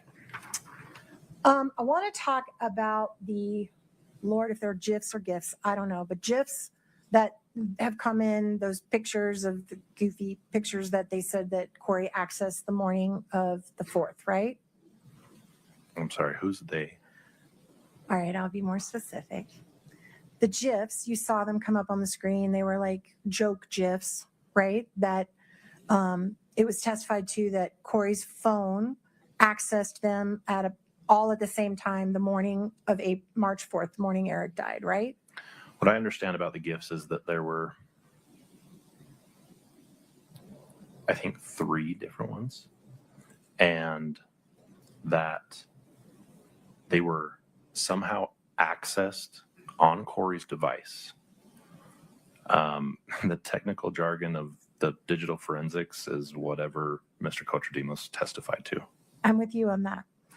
So clearly, I would imagine as the lead investigator, if you're investigating a potential homicide, would it be important to you to look at the very last conversations that the decedent and the suspect had right before the death? It could be part of it. Did you do that? I believe I did. I don't remember what the contents were, but Katie, can you please pull up JO11? JO11? And this is only, okay. And make it a little bit bigger so that that Detective O'Driscoll can see it clearly.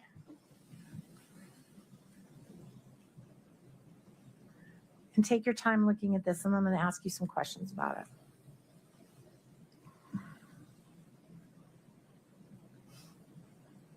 Do you recognize these texts? Keep going, Katie. I recognize that they are from Eric's device. Yeah. All right. And they're between whom? Eric Richins and Kouri Richins. And what is the date, sir? Can you blow them up, Sorry, I'll have to please? zoom in. Sorry. March 3rd, 2022. This is the day, literally, his last day on earth. And it's the conversation he had with his wife, right? That's what it looks like. All right. I have And- to look at all the timestamps to And give certainly, accurate context for that. But I'm really sorry, I didn't mean to interrupt you. Certainly, you reviewed this as part of your investigation. probably. I'm not remembering them, but Your Honor, this, I have not looked at every single text message on Eric's phone and on Kouri's phone. sure, but like the day he died would be in a kind of an important day to check out, right? Yeah. Okay, so do you Like recall? I said, that's where we got the information about the hunting guide in Okay. Mexico.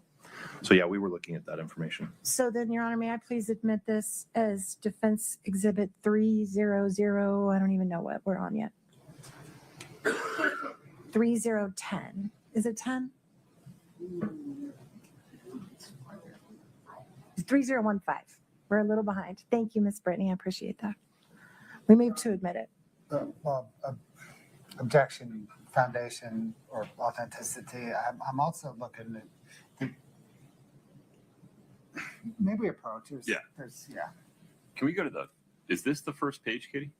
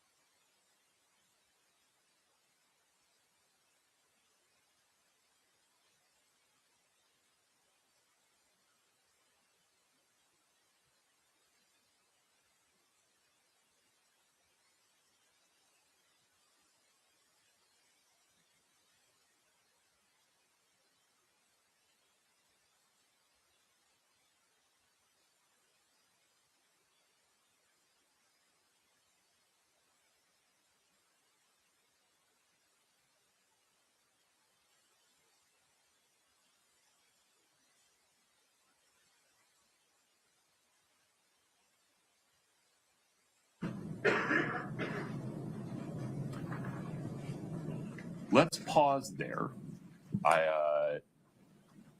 There will likely be additional questioning of Detective O'Driscoll tomorrow morning from both defense and the state.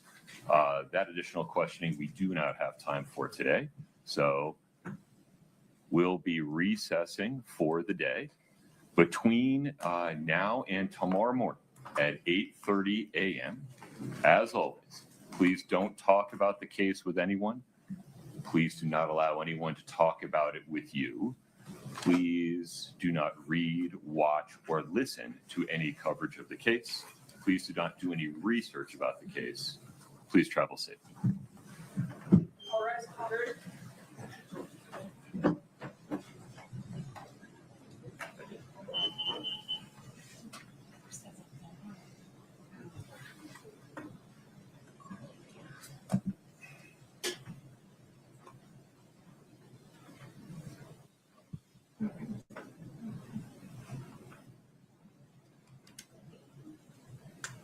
Folks, have a seat. Anything else on the record today, Mr. Bloodworth? No, Your Honor. Ms. Nestor? No, Your Honor. Detective, I need you to be back here at 8:30 tomorrow morning. Agreed? Yes, Your Honor. Very good. Ladies and gentlemen, we'll be in recess until 8:30 in the morning. Thank Your you. Honor, just real quick. My apologies. If there's some kind of urgent matter they need to discuss with him as the chief investigator, I guess I'm just asking we all be on honor. They don't discuss with him his testimony at all. But if they need to talk to him about something, just let me know and we'll probably agree to that. So just if there's an urgency in the middle of the night or something. Any problem with that, Mr. Bloodworth? No problem, Your Honor. Okay, very good. We'll be in recess until 8:30 a.m. Thank you.